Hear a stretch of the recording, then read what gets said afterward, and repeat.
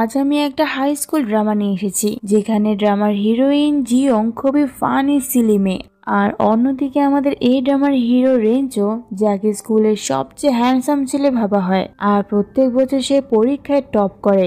কিন্তু তার একটাই প্রবলেম ছিল, সে মানুষদের সাথে ফ্রিলি কথা বলতে তো দূর, কিভাবে হাসতে হয় সেটাও ঠিক মতো জানে না। তো আর বেশি দেরি কেন, চলো শুরু করছি আজকের এই ড্রামার এক্সপ্লানেশন। ড্রামার শুরুতে আমাদের এই ড্রামার হিরোইন জিয়ংকে দেখানো হয়। তার সামনে একটা পেশেন্ট থাকে আর জিয়ং ভাবতে থাকে এই পেশেন্টের উপর কোন ট্রিটমেন্ট অ্যাপ্লাই করা যায়। তখনই জিয়ং এর টিচার ওকে ডাক দেয় আর জিয়ংকে ওর কল্পনার জগৎ থেকে ফিরিয়ে আনে। টিচার ওকে বকতে থাকে যে তুমি একা একা কেন বিড়বিড় করছো, তোমার জন্য ক্লাসের বাকি সবাই ডিস্টার্ব হচ্ছে। আসলে জিয়ং একজন মেডিকেল স্টুডেন্ট, কিন্তু তার হয়তো এই বিষয়ে একটু কম ইন্টারেস্ট থাকায় সবসময় তার মার্কস লো আসে। সে এই এক্সামের সময় প্রশ্ন দেখে কল্পনার রাজ্যে উত্তরগুলো ভাবতে থাকে, আর যার ফলে এসব ভাবতে ভাবতে তার এক্সামের টাইম ওভার হয়ে যায়। লাস্ট 2 মিনিটে সে চোখের সামনে যা আসে তাই আন্দাজে দাগিয়ে দেয়। এই জন্য সে টিচারের কাছে অনেক বকাও খায়। কিন্তু জিয়ং এসব তার কানে ঢুকায় না। এমন সময় তার মনে পড়ে আমাকে তো বার্থডে কেক বানাতে হবে। এটা মনে পড়তেই সে ক্লাস থেকে দৌড়ে বেরিয়ে যায়। অন্যদিকে আমাদের এই ড্রামার হিরো রেঞ্চোকে দেখানো হয়। সে কলেজের সবচেয়ে হ্যান্ডসাম ছেলে হওয়ার সাথে সাথে অনেক ভালো সুইমারও, কিন্তু সে খুব চুপচাপ স্বভাবের ছেলে। সে সহজে কারোর সাথে মিশতে পারে না, যার জন্য তার কোনো ভালো বন্ধুও নেই। জিয়ং তার ক্লাস থেকে বেরিয়ে দৌড়ে কোথাও একটা যাচ্ছিল, তখন পেছন থেকে একটা ছেলে এসে ওকে আটকায়। এর নাম হলো জিয়ান। জিয়ান হলো জিয়ং এর 5 বছরের ক্রাশ। আজ জিয়ানের বার্থডে, আর আজ তার বেস্ট ফ্রেন্ড জিয়াকে তার সাথে করে ডিনারে নিয়ে আসতে বলে। জিয়ানও রাজি হয়ে যায়, কারণ আজ সে জিয়ংকে কিছু একটা বলতে চায়। এটা শুনে জিয়ং ভাবে আমি শুধু একা না, জিয়ানও তাহলে আমাকে লাইক করে। তারপর সে তার ক্রাশ জিয়ানের জন্য কেক বানাতে লেগে পড়ে। সে তার কানে ইয়ারবাডস লাগিয়ে সে কেকের ওপর হার্ট শেপ আঁকতে শুরু করে। তখন সে তার স্কুল লাইফের কিছু স্মরণীয় ঘটনায় ডুব দেয়। সেদিন সে যখন স্কুলে আসতে লেট করে, এভাবে স্কুলের ভিতরে ঢুকতে গিয়ে তার প্যান্ট ছিঁড়ে যায়, যা দেখে অন্যান্য মেয়েরা হাসাহাসি করতে থাকে। তখন জিয়ান এসে ওর শার্টটা জিয়ংকে মুড়ে দেয়, আর সেই দিনের পর থেকেই জিয়ান জিয়ং এর ক্রাশ। যাই হোক, বর্তমানে ফিরে আসি। জিয়ং দেখে সে কল্পনার রাজ্যে থাকতে থাকতে কেকের ওপর লাভ শেপ আঁকার বদলে সত্যিকারের হার্ট এঁকে দিয়েছে। এটা কোনো ব্যাপার না, যেহেতু ও একজন মেডিকেল স্টুডেন্ট তাই এসব একটু একটু হবেই। তো সেই কেকটা নিয়ে বেরিয়ে পড়ে। আগে হোস্টেলে গিয়ে রেডি হবে, তারপর সেই জায়গায় যাবে। আর এদিকে হিরো রেঞ্চো ঝড়ের গতিতে সাইকেল চালিয়ে সামনে এগিয়ে যাচ্ছে, কারণ সে ক্লাসের জন্য লেট হয়ে যাচ্ছে। আর অন্যদিকে জিয়ং হেসে খেলে গান গাইতে গাইতে রাস্তা দিয়ে হেঁটে যাচ্ছে। আজ সে খুব খুশি, কারণ আজ তার ক্রাশটাকে প্রপোজ করবে বলে কথা। কিন্তু তখনই রেঞ্চোর সাইকেলের সামনে চলে আসায় রেঞ্চো জোরে তার সাইকেলের ব্রেক কষে। জিয়ং অনেক ভয় পেয়ে গিয়েছিল। তারপর সে রেঞ্চোকে সরি বলে এভাবে তার সাইকেলের সামনে চলে আসাতে। রেঞ্চো ওকে ইগনোর করে চলে যাচ্ছিল, কিন্তু জিয়ং রেঞ্চোর কাছে ক্ষমা চাওয়ার জন্য ওর হাতে কতগুলো চকলেট ধরিয়ে দিয়ে সেখান থেকে চলে যায়। তারপর রেঞ্চো তার ক্লাসে আসে। আজ তার সাথে তার জুনিয়রদের একটা মিটিং ছিল, সেখানে তার কাছে জুনিয়রদের প্রশ্ন করার সুযোগ রয়েছে। কিন্তু রেঞ্চো যা গম্ভীর স্বভাবের ছেলে তা দেখে সবাই ওর কাছে যে কোনো কোশ্চেন করতে ভয় পাচ্ছিল, কারণ একটা মেয়ে তার ল গ্রেডস থাকা সত্ত্বেও তাকে কোন দিকে এগোনো উচিত তার রেঞ্চোর কাছে জিজ্ঞাসা করাতে রেঞ্চো তাকে যে অ্যান্সারটা দেয় তা শুনে কেউ আর কোনো প্রশ্ন করতে সাহস পায় না। এদিকে জিয়ং হোস্টেলে এসে তার রুমমেট শিয়াওকে বলছে যে আজ তার ক্রাশ থেকে প্রপোজ করবে। শিয়াও এটা শুনে খুশি হয়, কিন্তু সে তার সাথে জিয়ং এর বেস্ট ফ্রেন্ড জিয়াকে নিয়ে যেতে বারণ করে, কারণ তারা বেস্ট ফ্রেন্ড হয়ে সবকিছু শেয়ার করলেও বয়ফ্রেন্ড তো শেয়ার করতে পারে না, তাই না? এরপর শিয়াও জিয়ংকে আরো কিছু টিপস দেয় কিভাবে ক্রাশকে প্রপোজ করা যায়। তারপর জিয়ং চলে যায় তার হেয়ার ওয়াশ করতে। পরের সিনে দেখায় জিয়ং খুব সুন্দরভাবে রেডি হয়ে জিয়ানের সাথে দেখা করতে বের হয়। রাস্তায় তখন সে একটা মিরর দেখে সেখানে ঢং করতে দাঁড়িয়ে যায়, কিন্তু আসলে তো সেটা মিরর ছিল না, ওটা একটা মিরর উইন্ডো ছিল। আর ভেতরে রেঞ্চো তার ক্লাসমেটদের সাথে লাঞ্চ করছিল। জিয়ং এর এই পাগলামি দেখে রেঞ্চোর কাছে জিয়ংকে পাগলই মনে হয়। ওর ক্লাসমেটরা পাশ থেকে জিয়ং এর পরিচয় দিতে থাকে। তখন রেঞ্চো বলে ওঠে যে এই মেয়েটার সাথে তার আজ সকালে এক্সিডেন্টলি দেখা হয়েছিল। এটা শুনে ওর ক্লাসমেট সু বলে এমনিতে তো তুমি কাউকে মনে রাখো না, আর এই মেয়েটাকে মনে রেখে দিয়েছো এখনো। পরের সিনে দেখায় জিয়ং ডিনারে পৌঁছে যায়। সেখানে এসে সে জিয়ানের আসার ওয়েট করছিল, এমন সময় জিয়ান সেখানে আসে, কিন্তু সে ড্রাঙ্ক ছিল। জিয়ং ভাবে জিয়ান হয়তো হুঁশে থাকা অবস্থায় তার কাছে তার মনের কথা ঠিকমতো বলতে পারবে না বলে ড্রিঙ্ক করেছে। কিন্তু এখন জিয়ান জিয়ংকে যে কথাটা বলে তা শোনার জন্য জিয়ং কেন আমিও প্রস্তুত ছিলাম না। জিয়ান বলে যে সে জিয়ং এর বেস্ট ফ্রেন্ড জিয়াকে লাইক করে আর তারা গত 2 বছর ধরে ডেট করছে। আর যখন এই কথা জিয়ান জিয়ংকে বলতে চেয়েছে তখন জিয়ানের সাথে রাগ করে চলে যায় আর এর জন্য জিয়ান ড্রিঙ্ক করেছে। এসব শুনে জিয়ং তো ফুল শকড হয়ে যায় যে তার বেস্ট ফ্রেন্ড তাকে এভাবে ধোকা দিল, যেখানে তার বেস্ট ফ্রেন্ড জানতো জিয়ানের উপর জিয়ং এর ক্রাশ রয়েছে, তাও সেটা 5 বছর ধরে। এত কিছুর পরও জিয়ং নিজেকে সামলায় আর জিয়ানকে বলে জিয়া খুব ভালো মেয়ে, ওকে একটু মানালেও আবার আগের মতো তোমার সাথে কথা বলবে। এরই মধ্যে জিয়ানের কাছে জিয়ার কল আসে আর সে জিয়ংকে একা ফেলে রেখে জিয়ার সাথে কথা বলতে বাইরে চলে যায়। জিয়ং আজ অনেক আঘাত পেয়েছে, তার বেস্ট ফ্রেন্ড তার সাথে এমন করতে পারলো, তারই পিছে ছুরি মারলো। সে তখন অতীতে ডুব দেয় যখন সে জিয়ার সাথে জিয়ানের পরিচয় করিয়ে দিয়ে বলেছিল আমি একে লাইক করি। জিয়া এটা জানার পরও জিয়ানের সাথে গত 2 বছর ধরে ডেট করে আসছে। জিয়ং তার আনা কেক নিজেই খেতে শুরু করে আর ইচ্ছে মতো কাঁদতে থাকে, সাথে সে ড্রিঙ্ক করে কাঁদতে কাঁদতে সেখানে একসময় ঘুমিয়ে যায়। অতক্ষণ পর শিয়াও সেখানে আসে। তখন জিয়া জিয়ানকে আশেপাশে দেখতে না পেয়ে ওদের কথা জিয়ংকে জিজ্ঞাসা করে। জিয়ং কি বলবে, সে তো আবারও কান্না করা শুরু করে। তারপর বোমেট হলে সে ওয়াশরুমে আসে আর অনেকক্ষণ বোমেট করার পর সে কাঁদতে কাঁদতে শিয়াওকে সব খুলে বলে। শিয়াও তখন ওকে সান্ত্বনা দেওয়ার জন্য বলে তুই এসব কথা ভুলে যা, মুভ অন কর, তোর জন্য কি ছেলের অভাব আছে নাকি? তুই বরং কলেজের সবচেয়ে হ্যান্ডসাম ছেলের সাথে ডেট করে ওদের দেখিয়ে দিস। এই কথা শুনে জিয়ং তখনই লেগে পড়ে কলেজের হ্যান্ডসাম ছেলের নাম খুঁজতে খুঁজতে খুঁজতে সে পায় রিচির নাম, যে কলেজের সবচেয়ে হ্যান্ডসাম ছেলে। সে বলে আমি এই ছেলের সাথেই ডেট করব। তারপর সেই যখন ওয়াশরুম থেকে বের হওয়ার জন্য ডোর ওপেন করে তখন সেখানে সবাই উপস্থিত ছিল, মানে সবাই তার কথাটা শুনে ফেলেছে। এরপর কাল সকালের সিন দেখানো হয় যেখানে জিয়ং সবকিছু ভুলে ঘুম থেকে উঠে। তখন ওর ক্লাসমেটরা ওকে ঘিরে ধরে ওকে এটা জিজ্ঞাসা করার জন্য যে তোমার এত সাহস হয় কিভাবে, তুমি আমাদের ক্রাশ রেঞ্জের সাথে ডেট করার কথা বলো। তখন আমাদের ফ্ল্যাশব্যাকে দেখানো হয় কাল রাতে সেখানে শুধু অন্যরাই জিয়ংয়ের কথা শোনেনি, স্বয়ং রেঞ্জও ওর কথা শুনে ফেলেছে। আর যাওয়ার সময় সে জিয়ংকে বলেছিল চেষ্টা করে দেখতে পারো। জিয়ং এর বেখেয়ালির কথার জন্য তাকে সোশ্যাল মিডিয়া, ক্লাসরুম সব জায়গায় হেস্তনেস্ত হতে হয়। সে এইসবে অতিষ্ঠ হয়ে শেষ পর্যন্ত রেঞ্জোর কাছে যায়। সেখানে রেঞ্জো তখন সুইমিং করছিল। জিয়ং ভাবে রেঞ্জো হয়তো পানিতে ডুবে মরে যেয়ে ভেসে উঠেছে, আসলে রেঞ্জো তো আরামসে পানির উপর শুয়েছিল। তো রেঞ্জোকে বাঁচাতে গিয়ে জিয়ংও পানির মধ্যে পড়ে যায় আর তারপর রেঞ্জোই তাকে পানি থেকে তুলে। এরপর জিয়ং বলে তোমার আর আমার ব্যাপারে অনেক রিউমার্স ছড়িয়েছে, তাই আমাদের উচিত ব্যাপারটা সবার সামনে ক্লিয়ার করা। রেঞ্জো বলে কেন, তুমিই তো বলেছিলে তুমি আমাকে পটাবে। জিয়ং বলে ওটা আমি বেগ হয়ে বলেছিলাম। রেঞ্জো জিয়ংকে তখন সরাতে গিয়ে নিজের কাছেই নিয়ে আসে। তারপর সে জিয়ংকে নিজের একটা টি শার্ট দিয়ে ওকে ওয়াশরুমে গিয়ে শাওয়ার নিয়ে এসে চেঞ্জ করতে বলে। জিয়ং এর উল্টাই ভেবে নেয়। সে বলে তুমি কি ছেলে মেয়ের মধ্যে পার্থক্য দেখতে পাও না? আমি তোমার সাথে ছেলেদের ওয়াশরুমে শাওয়ার নেবো কিভাবে? রেঞ্জো তখন ওর মাথাটা ঘুরিয়ে লেজ ওয়াশরুমের দিকে করে দেয়, যা দেখে জিয়ং লজ্জার মধ্যে পড়ে যায়। তারপর জিয়ং যখন বের হয় তখন সে খেয়াল করলো সবাই তার দিকে তাকিয়ে তাকিয়ে একে অপরের সাথে গসিপ করছে। তখন সে তার পাশে তাকিয়ে দেখে রেঞ্জো তার সাথে হাঁটছে। এই জন্যই তো সবাই ওর দিকে এভাবে ঘুরে ঘুরে তাকাচ্ছে। সবার ধারণাটাকে মিথ্যা করার জন্য সে রেঞ্জোর আগে আগে হাঁটা শুরু করে, কিন্তু রেঞ্জো তার স্পিড বাড়িয়ে দেয়। সবাই তো বলা বলি করতে থাকে যে জিয়ং কি বেহায়া মেয়ে, এখনো রেঞ্জোর পিছু পিছু ঘুরছে। ওদের এই মন্তব্যে অতিষ্ঠ হয়ে জিয়ং একটা দৌড় লাগায় সবাইকে এটা বিশ্বাস করাতে যে সে রেঞ্জোর পিছে পিছে না, রেঞ্জোই তার পিছে পিছে ঘুরছে। পরের দিনে জিয়ংকে তার ক্লাসরুমে দেখানো হয় আজ তাদের পরীক্ষার খাতা দেওয়া হচ্ছে। এখানে টিচার সবাইকে অ্যাডভাইস দেয় মেডিকেল পড়ার সময় কোনো রিলেশনে না যাওয়াই ভালো। এই কথা শুনে সবাই জিয়ং এর দিকেই তাকায়, কারণ এখন ওর নামেই তো রিউমার ছড়িয়েছে, তাই না? একটু পর ক্লাসে রেঞ্জো আসে আর টিচার ওকে পেছনের সিটে গিয়ে বসতে বলে। জিয়ং তো রেঞ্জোকে তার ক্লাসে দেখে অবাক হয়ে যায়। তার চেয়েও বেশি অবাক করার বিষয় হলো রেঞ্জো তার দিকে তাকিয়ে আজব ভাবে স্মাইল দিচ্ছে। তারপর সে সিটে গিয়ে বসে। ফ্ল্যাশব্যাকে দেখানো হয় রেঞ্জোর অন্যান্য সব সাবজেক্টে ভালো মার্কস এলেও সোশ্যাল প্র্যাকটিসে তার মার্কস খুবই কম এসেছে। আর হবেই না বা কেন, রেঞ্জো তো তার আশেপাশের মানুষদের সাথে কিভাবে কথা বলতে হয় সেটাই ভালো করে জানে না।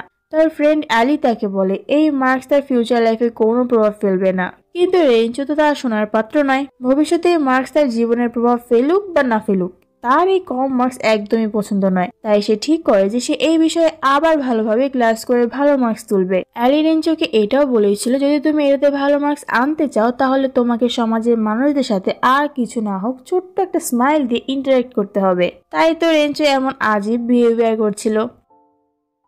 কিন্তু এইসবে জিয়ং খুবই আনকমফোর্টেবল ফিল করছে। তাই সে ক্লাস শেষ হতেই সেই ক্লাস থেকে দৌড়ে পালায়। তারপর সে বাড়িতে আসে। বাড়িতে যেতেই তার মা তাকে জিয়ানের ব্যাপারে জিজ্ঞাসা করে। জিয়ং আর ভয়টাকে চেপে না রেখে মাকে বলেই দেয় যে ওকেই থাকতে হবে কেন, আমি ওর থেকে মুভ অন করে ফেলেছি। এটা শুনে তার মা তার মতে সায় দিয়ে বলে, হ্যাঁ ঠিক কথাই তো, আমার মেয়ের জন্য আর অনেক ভালো ছেলে রয়েছে, আমার মেয়েকে তো রাজকুমার এসে নিয়ে যাবে। এদিকে রেঞ্চো অনলাইনের ফ্রুট শপ খুঁজতে খুঁজতে এই দোকানের সামনে চলে আসে, কারণ অ্যালি ওকে বলেছিল তোমাকে এই বিষয়ে মার্কস অর্জন করতে হলে শপিং করে মানুষদের সাথে ইন্টারেক্ট করতে হবে। কিন্তু ভাগ্যের বিষয় হলো দোকানটা জিয়ংদেরই। রেঞ্চোকে এখানে দেখে জিয়ং সেখান থেকে পালিয়ে যেতে নেয়, কিন্তু পরক্ষণে তার মনে পড়ে, আরে আমি পালাচ্ছি কেন, এটা তো আমারই দোকান। সে আবারও রেঞ্চোর সামনে গিয়ে রেঞ্চোর হাতে থাকা ফলটা কেড়ে নিয়ে বলে, আমি এই ফল বিক্রি করব না। রেঞ্চো ওকে বলে, আমি তোমার সাথে ভালো ব্যবহার করছি কারণ আমার সোশ্যাল সাবজেক্টে ভালো মার্কস আনতে হবে। রেঞ্চোর মার্কস শুনে জিয়ং হাসে আর ওকে বলে, এটা কোনো সাবজেক্ট হলো পড়ার জন্য। এরই মধ্যে সেখানে জিয়ানকে আসতে দেখে জিয়ং তাড়াতাড়ি করে এক জায়গায় লুকিয়ে যায়, কারণ সে জিয়ানের সাথে কথা বলতে চায় না। আর রেঞ্চোকে ইশারা করে বলতে থাকে রেঞ্চো যাতে জিয়ানকে না বলে যে জিয়ং এখন কোথায় আছে।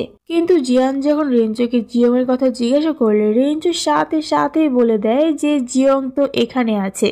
তারপর জিয়ান জিয়ংকে বলে, তোমাকে আমি সরি বলতে এখানে এসেছি, কারণ কাল আমি তোমাকে ওখানে একা ফেলে রেখে চলে গিয়েছিলাম। আর একটা তোমাকে ধন্যবাদ দেওয়ারও আছে, কারণ কাল তোমার জন্য আমার আর জিয়ার মধ্যে সবকিছু ঠিকঠাক হয়ে গিয়েছে। এই জন্য আমি আজ তোমাকে ডিনারে ট্রিট দিতে চাই। জিয়ং তো কাজে ব্যস্ত থাকার বাহানা দিয়ে ডিনারে যেতে বারণ করে দেয়, কিন্তু তখন রেঞ্চো বলে ওঠে যে আমি জিয়ং এর বদলে তোমার সাথে ডিনারে অ্যাটেন্ড করতে চাই। এটা শুনে জিয়ং ভাবতে থাকে যদি কালকে রাতে করা আমার সব কাণ্ড কারখানাগুলো জিয়ানকে বলে দেয়। এটা ভেবে সেও জিয়ানের ডিনারে যেতে রাজি হয়ে যায়। পরের সিনে এদের সবাইকে ডিনারের টেবিলে দেখানো হয়। এখানে জিয়ং জিয়াকে বলে যে সে তাদের এই সম্পর্কে খুব খুশি। তখন জিয়াও জিয়ংকে জিজ্ঞাসা করে, তোমার রেঞ্চোর ব্যাপারে যে কথা হচ্ছে সেটা কি তাহলে সত্যি? এই কথার জবাব জিয়ং কি দিবে সেটা নিয়ে যখন সে ভাবতে থাকে তখন রেঞ্চো হঠাৎ করে বলে ওঠে, হ্যাঁ। রেঞ্চো এই কথাটাও কেন বলেছে সেটাও নিজেই জানে না। সে শুধু এতটুকুই জানে যে আশেপাশের মানুষের সাথে তার ভালোভাবে ইন্টারেক্ট করতে হবে। জিয়ং তখন ওর প্লেটে খাবার দিয়ে ওকে চুপ থাকার জন্য বলছে। তারপর জিয়ং একটু ওয়াশরুমে গেলে জিয়া ওর সাথে কথা বলতে সেখানে চলে আসে। সে জিয়ংকে একটা লিপস্টিক গিফট দিয়ে বলে, রেঞ্চো অনেক ভালো ছেলে, তোমরা অনেক ভালো থাকবে দেখো। এই মুহূর্তে জিয়ং কি বলবে বুঝতে পারছে না, কিন্তু কতক্ষণ পর সে জিয়াকে রেগে ওর মধ্যে যত রাগ ছিল সব জিয়ার উপর ঝাড়ে, যে তুমি জেনেও সেই ছেলের সাথে ডেট করছো যাকে আমি গত 5 বছর ধরে চেয়ে আসছি। আমার বেস্ট ফ্রেন্ড হয়েও তুমি এটা কিভাবে করতে পারলে? কিন্তু পরে দেখা যায় এইসব তো জিয়ং এর ভাবনা ছিল, সে জিয়াকে কিছুই বলেনি। খাওয়া দাওয়া শেষে ওরা যখন ফিরছিল তখন জিয়া ঠান্ডা লাগায় জিয়ান ওর গায়ে ওর জ্যাকেটটা পরিয়ে দেয়। এসব দূর থেকে জিয়ং মূর্তির মতো দাঁড়িয়ে দেখছিল। রেঞ্চো তখন বুঝতে পারে জিয়ং এসব দেখে কষ্ট পাচ্ছে, তাই সে জিয়ংকে নিজের কথার মধ্যে ভুলাতে থাকে। সে বলে, দেখো তো আমার স্মাইলটা ঠিক আছে না? কিন্তু জিয়ং এর মনোযোগ তো সেদিকেই। তখন রেঞ্চো ওকে কাঁধে তুলে সামনের দিকে হাঁটা শুরু করে। এটা বলে যে এইসব দেখে নিজের টাইম ওয়েস্ট করার কোনো দরকার নেই। জিয়ং ওকে নিচে নামাতে বলেছিল, কিন্তু সে কোথাও না কোথাও এটা বুঝতে পেরেছে যে রেঞ্চো তাকে ইমব্যারেজের হাত থেকে আজ বাঁচিয়েছে। হোস্টেলে গিয়ে জিয়ং দেখে জিয়া আর জিয়ান তাদের একসাথে ছবি সোশ্যাল মিডিয়াতে পোস্ট করেছে, যা দেখে তার মুড অফ হয়ে যায়। কিন্তু সে মনে মনে ঠিক করে নেয় যে সে এইসব থেকে মুভ অন করবেই। পরের দিন জিয়ং যখন হ্যাপি মুড নিয়ে খেতে বসে তখন আশেপাশে মেয়েরা ওকে দেখে বলা বলি করতে থাকে যে এই মেয়ে সেই মেয়ে না যে রেঞ্চোর গার্লফ্রেন্ড, ওকে কি মানায় রেঞ্চোর সাথে। এটা শুনে জিয়ং নিজেকে ক্যামেরায় দেখতে শুরু করে যে কি হয়েছে আমার চেহারা। তখন সে দেখলো রেঞ্চো তার পিছনের সিটটায় বসে আছে। এটা দেখে সে মনে মনে ভাবে, আমি এই ছেলেটা থেকে যত পালানোর চেষ্টা করি ততই বান্দা আমার সামনে হাজির থাকে। তারপর সে একটা ডায়েরিতে রেঞ্চোকে লিখে বলে, তুমি আমার হেল্প করেছিলে না, তাই থ্যাংক ইউ গিফট হিসেবে আমি তোমার জন্য একটা কেক মেক করতে চাই। এটা লিখে সে ডায়েরিটা রেঞ্চোর দিকে ঢিল মারে, কিন্তু রেঞ্চো সেটা খুলেও দেখে না। কিছু ছেলে বসে খাওয়ার জন্য সিট খুঁজছিল, কিন্তু তাদের তো এত সাহস নেই যে তারা রেঞ্চোর গার্লফ্রেন্ডের সাথে সিটটায় গিয়ে বসবে। তাই রেঞ্চোই তার সিটটা ছেড়ে দিয়ে জিয়ং এর টেবিলে গিয়ে বসে। কিন্তু জিয়ং এর ডায়েরিটা সেই টেবিলে রয়ে যাওয়ায় ছেলেগুলো জিয়ং এর লেখাগুলো দেখে নেয় আর সবার সামনে রেঞ্চোকে বলে ওঠে, আপনার গার্লফ্রেন্ড আপনার জন্য কেক মেক করতে চায়। রেস্টুরেন্টে থাকার বাকি সবাই কথাটা শুনে ফেলে। রেঞ্চো জিয়ংকে তখন বলে, তুমি এই কথাটা আমাকে উইচ্যাটেও বলতে পারতে। জিয়ং বলে, উইচ্যাটে সে তার সাথে অ্যাড নেই। রেঞ্চো বলে, তাহলে আমি সুকে বলে দিব, ও তোমাকে আমার বাড়ির অ্যাড্রেসটা দিয়ে দিবে। নেক্সট সিনে দেখায় জিয়ং কেক নিয়ে রেঞ্চোর বাড়িতে পৌঁছে গেছে, কিন্তু তার কাছে জায়গাটা কোনো বাড়ি মনে হচ্ছে না। তাই সে সুকে এই কথাটা জিজ্ঞাসা করলে সু বলে, এখানে তারা একটা গেট টুগেদার এসেছে, তাই সে এখানে জিয়ংকে ডেকে নিয়েছে। তারপর সু জিয়ংকে বলে, তুমি নাকি ভালো গান গাইতে পারো, আমাকে একটা গান শোনাও তো। এখনো কেউ আসেনি এখানে। জিয়ং প্রথমে চায়নি গান গাইতে, কিন্তু বেচারা সু তো আর জানতো না যে সে তার মাথা খারাপ করার সূত্রপাত করছে। জিয়ং এর গান শুনতে শুনতে সুয়ের অবস্থা খারাপ হয়ে যায়। একটু পর সবাই সেখানে চলে আসে, কিন্তু রেঞ্চোর সাথে তখন একটা মেয়ে আসে, যাকে দেখে জিয়ং মনে করে এটা বোধহয় রেঞ্চোর গার্লফ্রেন্ড। তাই সে আগে ভাগে সোফার পিছনে লুকিয়ে পড়ে, কিন্তু রেঞ্চোকে খুঁজে বের করে ওকে জিজ্ঞাসা করে, তুমি এখানে লুকিয়ে আছো কেন? মেয়েটা জিয়ংকে খুঁজছিল, আর এখন জিয়ংকে দেখে সে সিরিয়াস মুডে জিয়ং এর দিকে এগোতে থাকে। এটা দেখে তো ভয়ের ঠেলায় জিয়ং এর জান থেকে পানি শুকিয়ে যায়। জিয়ং যখন মেয়েটাকে বোঝানোর চেষ্টা করে যে আমি রেঞ্চোর গার্লফ্রেন্ড নই, তখন মেয়েটা জিয়ংকে ভাবি বলে সম্বোধন করে। তারপর রেঞ্চো মেয়েটার সাথে জিয়ংকে পরিচয় করিয়ে দেয়। সে বলে, ও আমার কাজিন জিনিউ। জিনিউ এখানে তার ভাবিকে দেখতে এসেছিল, আর তার ভাবিকে খুব পছন্দও হয়েছে। জিয়ং তো ফেসে যায় এক মহা বিপদে। তারপর সে যখন একা একাই সেখান থেকে ফিরে যাচ্ছিল, তখন রেঞ্চো ওর পিছু পিছু চলে আসে আর ওকে বলে, তুমি কি আমাকে ড্রাইভিং করে হোস্টেলে পৌঁছে দিয়ে আসতে পারবে? আমি একটু ড্রিঙ্ক করেছি, তাই আমি কোনো রিস্ক নিতে চাই না। রেঞ্চো তো সামান্য একটুই খেয়েছিল, যা খেয়ে কোনো দিনই নেশা হবে না কারোর। কিন্তু রেঞ্চো খুবই সচেতন ব্যক্তি, তো জিয়ং আর মানা করে না। সে স্কুটি চালিয়ে রেঞ্চোকে নিয়ে আসে। রাস্তা দিয়ে আসার সময় রেঞ্চো জিয়ংকে অনেক জ্ঞান দেয়, যার শুনতে শুনতে জিয়ং এর কানে ব্যথা ধরে গিয়েছে। রেঞ্চো জিয়ংকে বলে, তুমি কি জানো তুমি ভালো গান গাইতে পারো না? তুমি যেখানেই যাও সেখানেই কোনো একটা প্রবলেম ক্রিয়েট করো। তোমার মা বাবার উচিত তোমাকে বাড়িতে বেঁধে রাখা। এসব শুনে জিয়ং ভাবতে থাকে, কোন ঝামেলা ফেসে গেলাম রে বাপ, এই ঝামেলা তো আমার পিছু কিছুতেই ছাড়ছে না। হোস্টেলে আসতে আসতে অনেক লেট হয়ে যায়। এর দোষ রেঞ্চো জিয়ংকেই দেয় যে তুমি স্কুটি ধীরে চালিয়েছো বলে আমাদের পৌঁছাতে দেরি হয়ে গিয়েছে। জিয়ং রাগের ঠেলায় পারলে রেঞ্চোকে উগান্ডায় পাঠিয়ে দেয়। তারপর সে হোস্টেলের গেট টপকে ভেতরে যাওয়ার চেষ্টা করেছিল লুকিয়ে লুকিয়ে, কিন্তু এর আগে রেঞ্চো গার্ডকে কল করে দেয়। এখন রেঞ্চোর জন্য জিয়ংকে গার্ডের কাছ থেকে অনেক বকাও শুনতে হয়। যাই হোক, এরপর রেঞ্চো হোস্টেলে যায়, আর ওকে এত দেরিতে আসতে দেখে ওর রুমমেটরা বলতে থাকে, তুমি তো আমাদের আগেই জিয়ং এর সাথে বেরিয়ে গিয়েছিলে, তাহলে তোমার ফিরতে এত লেট হয়েছে কেন? আর মেয়েটাকে তুমি এত ঝামেলার মধ্যে রাখছো কেন বলো তো? ওর প্রতি তোমার কোনো ফিলিংস না থাকলে তোমাদের নামে যে রিউমার্সটা ছড়িয়েছে সেটা সবার সামনে ক্লিয়ার করে দিচ্ছ না কেন? বেচারি মেয়েটা তোমার জন্য শান্তিতে ক্লাসরুমেও যেতে পারে না। কিন্তু এদিকে রেঞ্চো তো জিয়ং এর খেয়ালেই ডুবে আছে। সে ভাবে সবকিছুতেই জিরো, সিঙ্গিং, ডান্সিং, ক্লাইম্বিং, কিন্তু ওকে দেখলে মনে হয় ও চেষ্টা করলেই পারবে। তবে কিছু তো একটা আছে যেটা ওকে ডেভেলপ করতে বাধা দিচ্ছে। সকালে জিয়ংকে তার রুমমেট ঘুম থেকে জাগিয়ে বলে, তুমি এখানে আরামসে ঘুমাচ্ছ, আর এদিকে সবাই বলাবলি করছে তুমি নাকি কাল রাতে রেঞ্চোর সাথে থাকায় হোস্টেলে ফিরতে দেরি করেছো। জিয়ং বেচারি কি করবে, একটার পর একটা ঝামেলা জিয়ং এর উপর লেগেই রয়েছে। তখন তার মাথায় একটা আইডিয়া আসে, সে কিছু একটা লিখতে বসে যায়। তারপর সে ক্লাসরুমের দরজা জানলা লাগিয়ে রেঞ্চোর সাথে দেখা করতে আসে। জিয়ংকে এরকম করতে দেখে রেঞ্চো ভাবতে থাকে, এ মেয়ে কি করতে চায়। তারপর জিয়ং রেঞ্চোর সামনে সিটটায় বসে ওকে একটা পেপার দিয়ে বলে এটাতে সাইন করে দিতে, যাতে সে সবাইকে জানাতে পারে যে তার আর রেঞ্চোর মধ্যে কোনো রিলেশন নেই। পরের সিনে দেখায় সব মেয়েরা কেক বেকিং ক্লাবে ভর্তি হওয়ার জন্য লাইন ধরে আছে, কিন্তু যারাই জিয়ং এর সামনে ইন্টারভিউ দিতে যায় কোনো কোয়েশ্চেনের অ্যান্সার দেওয়ার আগে রেঞ্চোর কথা জিয়ংকে জিজ্ঞাসা করে, কারণ তারা ভেবে নিয়েছে যে জিয়ং যেহেতু এখানে আছে তাই হয়তো রেঞ্চোরও এখানে আসা যাওয়া রয়েছে। প্রত্যেকটা মেয়ের মুখে এই রেঞ্চোর নাম শুনতে শুনতে জিয়ং শেষে অতিষ্ঠ হয়ে চিল্লিয়ে বলে, এখানে কোনো রেঞ্চো আসছে না। যারা কেক বেকিং শিখতে চাও তারা থাকো, আর যারা রেঞ্চোর সাথে দেখা করতে এসেছো তারা প্লিজ চলে যাও এখান থেকে। যাদের যাওয়ার তো তারা চলেই গিয়েছে। কিন্তু একটু পর রেঞ্চো সেখানে আসে। আর তাকে দেখে আমাদের জিয়ং ফ্ল্যাশব্যাকে ডুব দেয়। ফ্ল্যাশব্যাকে দেখানো হয় জিয়ং যখন রেঞ্চোর থেকে পেপারে সাইন করাতে গিয়েছিল তখন সে রেঞ্চোকে বলেছিল, তোমার জন্য আমি ঠিক মতো কোথাও যেতে পারছি না, ক্লাসরুমে শান্তিতে একটু ক্লাস করতে পারছি না, এভাবে চলতে থাকলে পরীক্ষায় আমার গ্রেড তো কম আসবে, প্লিজ সেটাতে সাইন করে দাও। রেঞ্চো তখন জিয়ংকে তার আগের এক্সামের গ্রেড জিজ্ঞাসা করে। জিয়ং বলে সি গ্রেড। রেঞ্চো বলে, তখন তো এরকম কোনো রিমার্স ছিল না, তাহলে তোমার তো কম গ্রেড এসেছিল কেন? জিয়ং বলে, সে যাই হোক, এখন এই রিমার্স থাকা টিচাররাও পরীক্ষার সময় আমার দিকে ঘুরে ঘুরে তাকাবে, আর এর জন্য আমি ঠিকমতো লিখতেও পারবো না। প্রেজেন্টে জিয়ং রেঞ্চোকে দেখে নিজের মুখটা লুকিয়ে ক্লাসরুম থেকে বেরিয়ে যায়, কিন্তু রেঞ্চো ওর পিছু পিছু আসে। জিয়ং তো এখন রেঞ্চোর জন্য মাথায় হ্যাট লাগিয়ে নিজের মুখ লুকিয়ে হাঁটছে। জিয়ং ওকে জিজ্ঞাসা করে, তুমি আমার পিছু পিছু আসছো কেন? রেঞ্চো বলে, আমাকে অ্যানাটমি ক্লাসের জন্য জেবাইয়ের হেল্প দরকার, এখন জিবাইয়ের কাছে তো কোনো ফোন নেই, তাই ও আমাকে বলেছে জিয়ং যখন প্র্যাকটিসের জন্য আসবে তখন আমি যেন তোমার সাথে যাই। জিয়ং বলে, ঠিক আছে ঠিক আছে, কোনো জরুরি কথা থাকলে আমাকে উইচারে জানিও, এভাবে পাবলিক প্লেসে এসে আমার সাথে কথা বলো না প্লিজ। রেঞ্চো তখন উইচারে কিউআর কোড স্ক্যান করার জন্য জিয়ং এর পাশেই বসে যায়। যখন জিয়ং দেখলো তার ক্লাসমেটরা এদিকেই আসছে তখন সে একটা জাম্প দিয়ে সেখান থেকে পালিয়ে যায়। পরে জিয়ং লুকিয়ে লুকিয়ে রেঞ্চোকে ল্যাবরেটরিতে জেবাইয়ের কাছে নিয়ে আসে। জেবাই জিয়ংকে দেখে বলে, বাহ, তুমি আজ ঠিক টাইমে চলে এসেছো, সাথে বয়ফ্রেন্ডকেও নিয়ে এসেছো। এখন জিয়ং কাকে বলে বোঝাবে যে রেঞ্চো তার বয়ফ্রেন্ড নয়?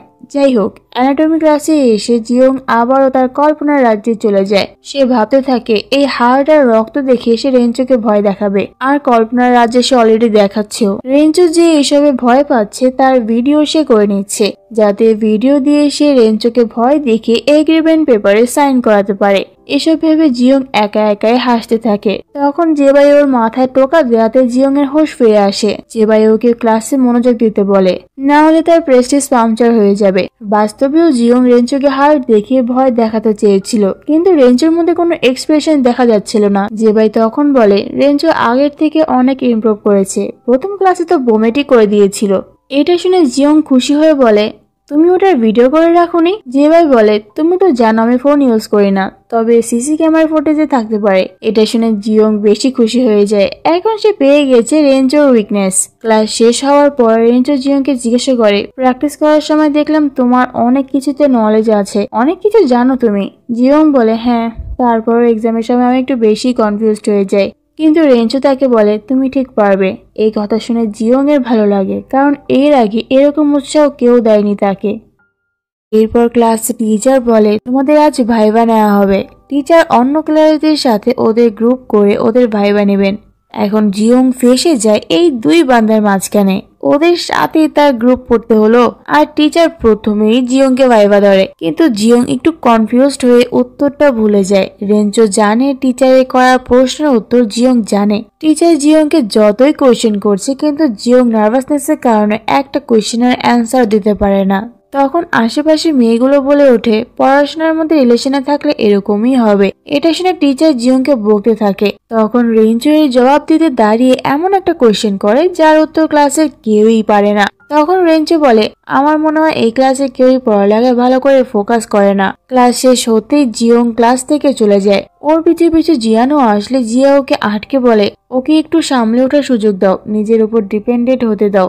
আর এছাড়া সবাই জানে আমরা কাপল, তাই ওর বিষয়ে তোমার না যাওয়াটাই ভালো। জিয়ানও জিয়ার কথাটা মেনে নেয়। এদিকে জিয়ং যখন মন খারাপ করে একা একা বসেছিল তখন রেঞ্চো এসে ওকে বলে যে সে জিয়ংকে হেল্প করতে চায়, কারণ সে জানে টিচারের করা প্রশ্নের উত্তর জিয়ং জানা সত্ত্বেও নার্ভাসনেসের কারণে সে উত্তরটা দিতে পারেনি। জিয়ং তখন ওকে বলে, কেন আমার জন্য তোমার এত টেনশন হচ্ছে কেন, যে আমার হেল্প করতে চাও? যাই হোক, রেঞ্চো তার কারণ বলে না। সে জিয়ংকে তার উইচ্যাট আইডিতে অ্যাড করে অ্যান্ড এরপর তারা একটা সোফা শপে যায়। সেখানে একটা সোফা দেখে জিয়ং এর খুব পছন্দ হয়ে যায়। সে বলতে থাকে, যদি এই সোফাটা আমার বেকিং ক্লাবে থাকতো তাহলে কতটাই না ভালো হতো। রেঞ্চো তখন বলে, কেন, এই সোফাটা এতটাও এক্সপেন্সিভ না। জিয়ং বলে, কথাটা শুনে মনে হলো এক্সাম তো কখনো টাফই হয় না। রেঞ্চো বলে, এক্সাম অতটা টাফ হয় না যদি তুমি ঠিক মতো এক্সামের জন্য প্রিপেয়ার হয়ে আসো, কিন্তু তুমি এত কনফিউজড হয়ে যাও কেন? আমার কেন জানি মনে হলো তোমার আজকে কনফিউজড হয়ে যাওয়ার পিছনে জিয়ানও কিছুটা দায়ী। জিয়ং বলে, আমি সবসময় চাইতাম জিয়ান যে ভার্সিটিতে যাবে আমি সেখানে যাব, কিন্তু ও এত ভালো স্টুডেন্ট যে ও সবসময় আমার থেকে এগিয়ে থাকে। এখানে জিয়ং এর কথার মাধ্যমে আমরা বুঝতে পারি জিয়ং এই মেডিকেল চুজ করেছে শুধুমাত্র জিয়ানের জন্য, এছাড়া তার এসব বিষয়ে কোনো ইন্টারেস্ট নেই, তাই তো পরীক্ষার সময় সে এত কনফিউজড হয়ে যায়। জিয়ং রেঞ্চোকে বলে, যাই হোক, আমার মতো সাধারণ স্টুডেন্টের ব্যাপার তোমার মতো স্ট্রেট ফরওয়ার্ড ছেলে কখনো বুঝতে পারবে না, তাই তো আমি তোমাকে ওই এগ্রিমেন্ট পেপারে সাইন করতে বলেছিলাম। রেঞ্চো তখন দাঁড়িয়ে গিয়ে বলে, চলো আমি তোমার ওই এগ্রিমেন্ট পেপারে সাইন করতে রাজি। এটা শুনে জিয়ংও খুশি হয়ে দাঁড়িয়ে বলে, তাহলে আমিও তোমার এই ভমিটিং এর ভিডিও ফুটেজ কাউকে দেখাবো না। নেক্সট সিনে ওদের দুজনকে জিয়ং এর বেকিং ক্লাবে দেখানো হয়। দুজনের শর্ত একজন আরেকজনকে বলে, যেমন তারা একজন আরেকজনের কাছাকাছি থাকবে না, সবসময় ইগনোর করার চেষ্টা করবে যাতে পাবলিক বুঝতে পারে তাদের মধ্যে কোনো সম্পর্ক নেই। রেঞ্জো তখন আর একটা শর্ত অ্যাড করে, সে বলে তোমার জন্য আমার রেপুটেশন খারাপ যেন না হয়, মানে সে তার ওই ভমিটিং এর ভিডিও ফুটেজের কথা বলছে। জিয়ং বলে, হ্যাঁ প্রমিস, আমি ওটা কাউকে দেখাবো না। এরপর ওরা দুজন এগ্রিমেন্ট পেপারে সাইন করে। রেঞ্চো জিয়ং এর সাথে হ্যান্ডশেক করার সময় জিজ্ঞাসা করে, যদি কোনোদিন আমাকে তুমি ভালোবেসে ফেলো তো? জিয়ং তখন রেঞ্চোর হাত থেকে নিজের হাতটা ছাড়িয়ে নিয়ে বলে, আরে এটা কখনো সম্ভব হবে না। জিয়ং এর কথা তো জানি না, জিয়ং এর আগে রেঞ্চোর মনেই ঘন্টা বাজি কিনা কে বলতে পারে বলো। রেঞ্চো খেয়াল করলো সত্যি এখানে বসার মতো কোনো সোফা নেই। তারপর জিয়ং এর এগ্রিমেন্ট পেপারটা তার ফ্রেন্ড শাওকে দেখায়। শাওর তো বিশ্বাসই হচ্ছিল না যে রেঞ্জের মতো বসই ছেলে এই পেপারে সাইন করে দিবে। তারপর জিয়ং শাওয়ের কাছে আইডিয়া চায় যে তারা কিভাবে সবাইকে জানাবে যে তাদের মধ্যে কোনো রিলেশন নেই। শাও তখন ওকে আইডিয়া দেয়, তুই আর রেঞ্চো একটা স্টেটমেন্ট লিখে নিজেদের অ্যাকাউন্টে পোস্ট করে দে, যেটা পুরো সবাই বুঝতে পারবে যে তোদের মধ্যে কোনো রিলেশন নেই। পরের সিনে দেখায় জিয়ং জেবাইয়ের সাথে ল্যাবরেটরিতে আসে, যেখানে রেঞ্চো আগে থেকেই উপস্থিত ছিল। জেবাই জিয়ংকে বলে, এই জায়গাটা সিক্রেট, তাই তোমরা সিক্রেটলি এখানে ডেটিং করতে পারবে। জিয়ং তখন রেগে বলে, তোমাকে না কতবার বলেছি আমাদের মধ্যে এরকম কোনো সম্পর্ক নেই। তারপর জিয়ং রেঞ্চোকে বলে, আমি একটা স্টেটমেন্ট লিখেছি যেখানে আমি বলেছি আমরা দুজন ভিন্ন দুটি মানুষ, তাই আমাদের মধ্যে কোনো কিছু হওয়ার চান্স নেই। সাথে আমি এটাও বলে দিব যে তোমার সাথে আমার আর কখনো দেখা হবে না। রেঞ্চো তখন বলে, এটা ওরা বিশ্বাস করবে না, আর এছাড়াও এটা সম্ভব হবে না, কারণ আমাকে তো সোশ্যাল প্র্যাকটিসের জন্য তোমার ক্লাসে যেতেই হবে, তাই না? জিয়ং জানে রেঞ্চো ইগনোর করাতে এক্সপার্ট, তাই সে রেঞ্চোকে এই অ্যাক্টিংটাই সবার সামনে করতে বলে। তো রেঞ্চো রাজি হয়ে যায় স্টেটমেন্টটা পোস্ট করতে। একটু পর ডোরে কেউ নক করে। জিয়ং যে দরজাটা খুলে, কিন্তু সেখানে কেউ ছিল না। তারপর সে দেখলো জিনু এসেছে। সে এভাবে দাঁড়িয়ে জানলায় উঁকি মারছিল। সে এখানে কেন এসেছে তা জিয়ং জিজ্ঞাসা করলে জিনিও বলে জেবাই তার বয়ফ্রেন্ড, তাই সে এখানে তার জন্য এসেছে। জিয়ং তো বিশ্বাসই করতে পারছে না যে জেবাই গার্লফ্রেন্ড থাকতে পারে, কিন্তু রেঞ্চো এসে এটা ক্লিয়ার করে যে এরকমটা কিচ্ছু নয়। জেবাই এসে জিনিউকে বলে, তুমি এখানে কেন এসেছো, আর গার্ড তোমাকে ঢুকতে দিল কি করে? জিনিউ বলে, আমার কাছে আমার ভাইয়ের আইডি কার্ড আছে, ওটা দেখে ঢুকে পড়েছি। যাই হোক, তোমার বার্থডেতে আমি তোমাকে একটা ফোন গিফট করি, ফোন ছাড়া তো আমি তোমার সাথে কথা বলতে পারছি না, তাই না? জেবাই তো এর জন্যই ফোন নিতে চায় না। সে বলে, একদম না, এছাড়া আমার এখানে সাইলেন্ট মেটার আছে, ফোনের জন্য আমার এসব এক্সপেরিমেন্টের সমস্যা হতে পারে। সাইলেন্ট মেটার শুনে জিনিও তো নাচতে শুরু করে যে সে জেবাই এই জিনিসটা দেখতেই চায়। জিও আমাকে আটকাতে চেয়েছিল, কিন্তু এর আগে সে ভিতরে ঢুকে যায়। একটু পর ভেতর থেকে জিনিওর একটা জোরে চিৎকার শোনা যায়। আসলে জেবাই যে সাইলেন্ট মেটালের কথা বলছিল সেটা ছিল একটা লাশ, আর এটা দেখে ভয়ের টালে জিনিও জেবাই কোলেই চড়ে যায়, সাথে বমিও করে দেয়। তারপর সে বলে, আমার জন্য তোমার রুমটা নষ্ট হয়ে গেল। এই বলে সে ঘরটা পরিষ্কার করতে লেগে যায়। জেবাই ওকে মানা করেছিল এসব না করতে, কিন্তু জিনিও তা শোনে কই। সে যে কোনো উপায় জেবাইয়ের মন জিতে নেবেই। পরের সিনে জিয়ং তার বেকিং ক্লাবে কাজ করছিল, তখন একটা মেসেজ দেখে সে অবাক হয়ে যায়। আর রেঞ্চোকে তখনই আর্জেন্ট মিটিং এর জন্য কল করে। রেঞ্চো সেখানে আসার পর জিয়ং রেঞ্চোকে ডিস্টেন্স মেনটেন করে বসতে বলে ওদের শর্ত অনুযায়ী। তারপর সে বলে, তুমি স্টেটমেন্টে কি লিখেছো? হ্যাঁ, তোমার পোস্ট দেখে সবাই এটাই মনে করছে যে তুমি আমাদের রিলেশন সিক্রেট রাখতে চাও। যাই হোক, ওদের প্রথম প্ল্যান তো কোনো কাজে লাগে না। রেঞ্চো বলে, ঠিক আছে, আমি এর কোনো সলিউশন বের করে তোমাকে জানাবো। রেঞ্চো যাওয়ার পর জিয়ং এর ফোনে ডেলিভারি ম্যানের কল আসে। জিয়ং পার্সেলটা রিসিভ করতে যায়, বাট পার্সেলটা এতটাই ভারী ছিল যে জিয়ং সেটা ঠিক মতো নিতে পারছিল না। তখন সে গডের কাছে প্রে করতে থাকে, প্লিজ গড, আমাকে একটা বয়ফ্রেন্ড দিয়ে দাও না, তাহলে তো আমাকে এত কষ্ট করতে হয় না। ঠিক তখন একটা ছেলে আসে তার হেল্প করার জন্য। জিয়ং তো ওকে এক নজরে দেখতেই থাকে। সে মনে মনে ভাবতে থাকে, মাত্রই তো গড তোমার কাছে একটা বয়ফ্রেন্ড চাইলাম, আর তুমি এত তাড়াতাড়ি পাঠিয়ে দিয়েছো। ছেলেটা ওকে হেল্প করে পার্সেলটা ভিতরে নিয়ে যাওয়ার জন্য। পার্সেলের মধ্যে থাকা জিনিসপত্র সেট আপ করে জিয়ং দেখলো, আরে এটা সেই সোফা না যেটা আমি সুপার শপে দেখে এসেছিলাম। সে তখন রেঞ্চোকে কল করে জিজ্ঞাসা করে, তুমি কি সুপার শপ থেকে সোফাটা চুরি করে নিয়ে এসেছো? রেঞ্চো বলে, না তো, আমি তো এটা অনলাইন অর্ডার করেছিলাম, মনে হয় আমার অ্যাড্রেসের জায়গায় আমি ভুলে তোমার অ্যাড্রেসটা দিয়ে দিয়েছিলাম। যাই হোক, ওটা ওখানে থাক, আমি ওখানে যেয়ে আর পাপোশের উপর বসতে পারবো না। রেঞ্চোকে ফোনে কথা বলতে দেখে সু বলে, কার সাথে এতক্ষণ ধরে কথা বলছিলে? এত কথা তো তুমি আমার সাথে একসাথে থেকেও বলো না। নিশ্চয়ই ফোনের পাশে আমাদের জিয়ং ভাবেছিল, তাই না? যাই হোক, এখানে জিয়ং লাইব্রেরিতে কতগুলো বই ক্যারি করে নিয়ে যাচ্ছিল। তখন বইগুলো তার হাত থেকে পড়ে যেতে নিলে জিয়ান এসে আটকায় আর জিয়ংকে সে বলে, আমি কালকে রেঞ্চোর ওই পোস্টার দেখলাম, এই জন্য তুমি মন খারাপ করো না। তোমার যদি বেশি মন খারাপ লাগে তাহলে আমাকে বলো, আমি আর জিয়া তোমাকে কোম্পানি দিব। জিয়ং তখন সোজা জিয়ানকে মানা করে দেয় আর সে জিয়ানকে বলে, তুমি তোমার গার্লফ্রেন্ডকে টাইম দাও, আমি এখন নতুন ফ্রেন্ড বানাতে চাই। তখন রেঞ্চো জিয়ংকে একটা মেসেজ করে আর্জেন্ট মিটিং এর জন্য ডাকে।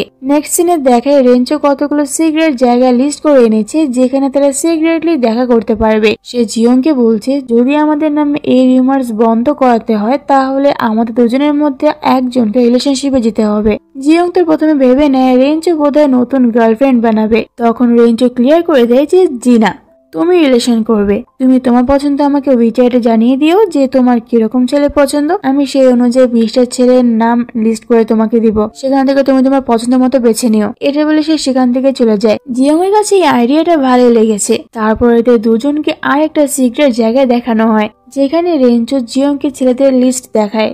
অবাক করার বিষয় হলো রেঞ্চো সেই লিস্টের মধ্যে নিজের নামটাও অ্যাড করেছে। জিয়ং এটা দেখে বলে, তুমি আবার চান্স মারার চেষ্টা করছো না তো? রেঞ্চো বলে, তো কি করব, তোমার যেরকম ডিমান্ড ছিল সেরকমই দিলাম, এছাড়া আর কোনো ছেলে তো পেলাম না। যাই হোক, জিয়ং তো রেঞ্চোকে সিলেক্ট করবেই না, তা তো জানার কথাই। সেখানে সেই ছেলেটার নাম জিয়ং দেখতে পায় যে তাকে হেল্প করেছিল, আর সেই ছেলের নাম হলো বং। সে বংকেই সিলেক্ট করে তার বয়ফ্রেন্ড বানানোর জন্য। রেঞ্চো বলে, ঠিক আছে, বংকে পটানোর ক্লাস কাল থেকে তোমাকে দেওয়া হবে। আর এখানে এই পার্টটা শেষ হয়। এই পার্টের শুরুতেই আমরা দেখবো রেঞ্চো রোমান্টিক বুকস রিড করছে জিয়ংকে লাভ লেসন দেওয়ার জন্য। এসব দেখে তার রুমমেট সু ওকে চেড়াচ্ছিল। সু তখন বলে, আচ্ছা তুমি কি জেলাস জিয়ং বংকে তার বয়ফ্রেন্ড বানাতে চাইছে বলে? সে যাই হোক, যদি তুমি কাউকে কখনো মিস করো, কাউকে খুব দেখতে ইচ্ছে করে, তাহলে মনে করো তুমি তাকে ভালোবেসে ফেলেছো। সু এসব কথায় রেঞ্চো তখন অতটা পাত্তা দেয় না। তারপর রেঞ্চো জিয়ং এর কাছে যায় ওকে লাভ লেসন দেওয়ার জন্য। সে বলে, তুমি বং এর দিকে এমন ভাবে তাকাবে যেন প্রথম দেখাতে ও তোমাকে ভালোবেসে ফেলে। বং এর কথা তো জানি না, রেঞ্চো জিয়ং এর দিকে তাকাতে তার কোচ কোচ হতা হয় এমন ফিলিং হচ্ছে। সে এই অনুভূতিতে অস্বস্তি বোধ করে সেখান থেকে উঠে চলে যায়, এটা বলে যে আজকের ক্লাস এই পর্যন্তই, বাকিটা পরে শিখাবো। নেক্সট সিনে দেখায় জিয়ং বংকে পড়াতে ইংলিশ ক্লাসে অ্যাটেন্ড করে। সে বং এর অ্যাটেনশন নিতে জোরে জোরে রিডিং পড়া শুরু করে। তারপর সে বংকে পটাতে ওর দিকে এমন ভাবে তাকায় যে বং ওর চাও নিতে না পটে ভয় পেয়ে ভাবতে থাকে, আমি কি কোনো ভুল করেছিলাম? সে অত কিছু চিন্তা না করে জিয়ংকে সরি বলে সেখান থেকে চলে যায়। এই কথা জিয়ং রেঞ্চোকে এসে বলে। রেঞ্চো তখন ওকে বলে, চিন্তা করো না, আমি আমার এক এক্সপিরিয়েন্স ফ্রেন্ডকে এখানে ডেকেছি যে তোমাকে এই ব্যাপারে কিছু সাজেশন দিতে পারবে। একটু পরে সেখানে জেবাই আসে আর রেঞ্চোকে বলে, তুমি তোমার বোনের কাছ থেকে তোমার ওই আইডি কার্ডটা নিয়ে নিয়েছো তো? ও যা করছে আমার মাথা খারাপ করে ফেলছে। রেঞ্চো বলে, হ্যাঁ নিয়েছি, কিন্তু এর বদলে তোমাকে একটা হেল্প করতে হবে। তোমার ফার্স্ট লাভ এক্সপিরিয়েন্স বলো তো, যেটা তোমার প্রথম দেখাতে হয়ে গিয়েছিল। জিয়ং তো এটা শুনে অবাক যে জেবাইও প্রেমে পড়তে পারে, আর ওকে তো জিনু পছন্দ করে। জেবাই তখন বলে, জিনিও না, আমি প্রথম ওর প্রেমে পড়েছিলাম। ফ্ল্যাশব্যাকে দেখানো হয় জেবাই রেঞ্চোর কাছে যখন গিয়েছিল কিছু কাজের জন্য, তখন সেখানে সে জিনিউকে প্রথম দেখতে পেয়েছিল ডান্স করা অবস্থায়। জিনিউকে প্রথম দেখাতে জেবাইয়ের এতটাই ভালো লেগে গিয়েছিল যে সে তখনই জিনিউর উইচ্যাট আইডি চাইতে চলে যায়। রেঞ্চো তখন ওকে আটকে বলেছিল, সাবধান, পরে কিন্তু আমাকে বলতে এসো না যে আমি সময় থাকতে তোমাকে কেন আটকাইনি। জেবাই বলে, তোমার বোন তো আর মানুষ খায় না, আর বাদ বাকি সব আমি ম্যানেজ করে নেব।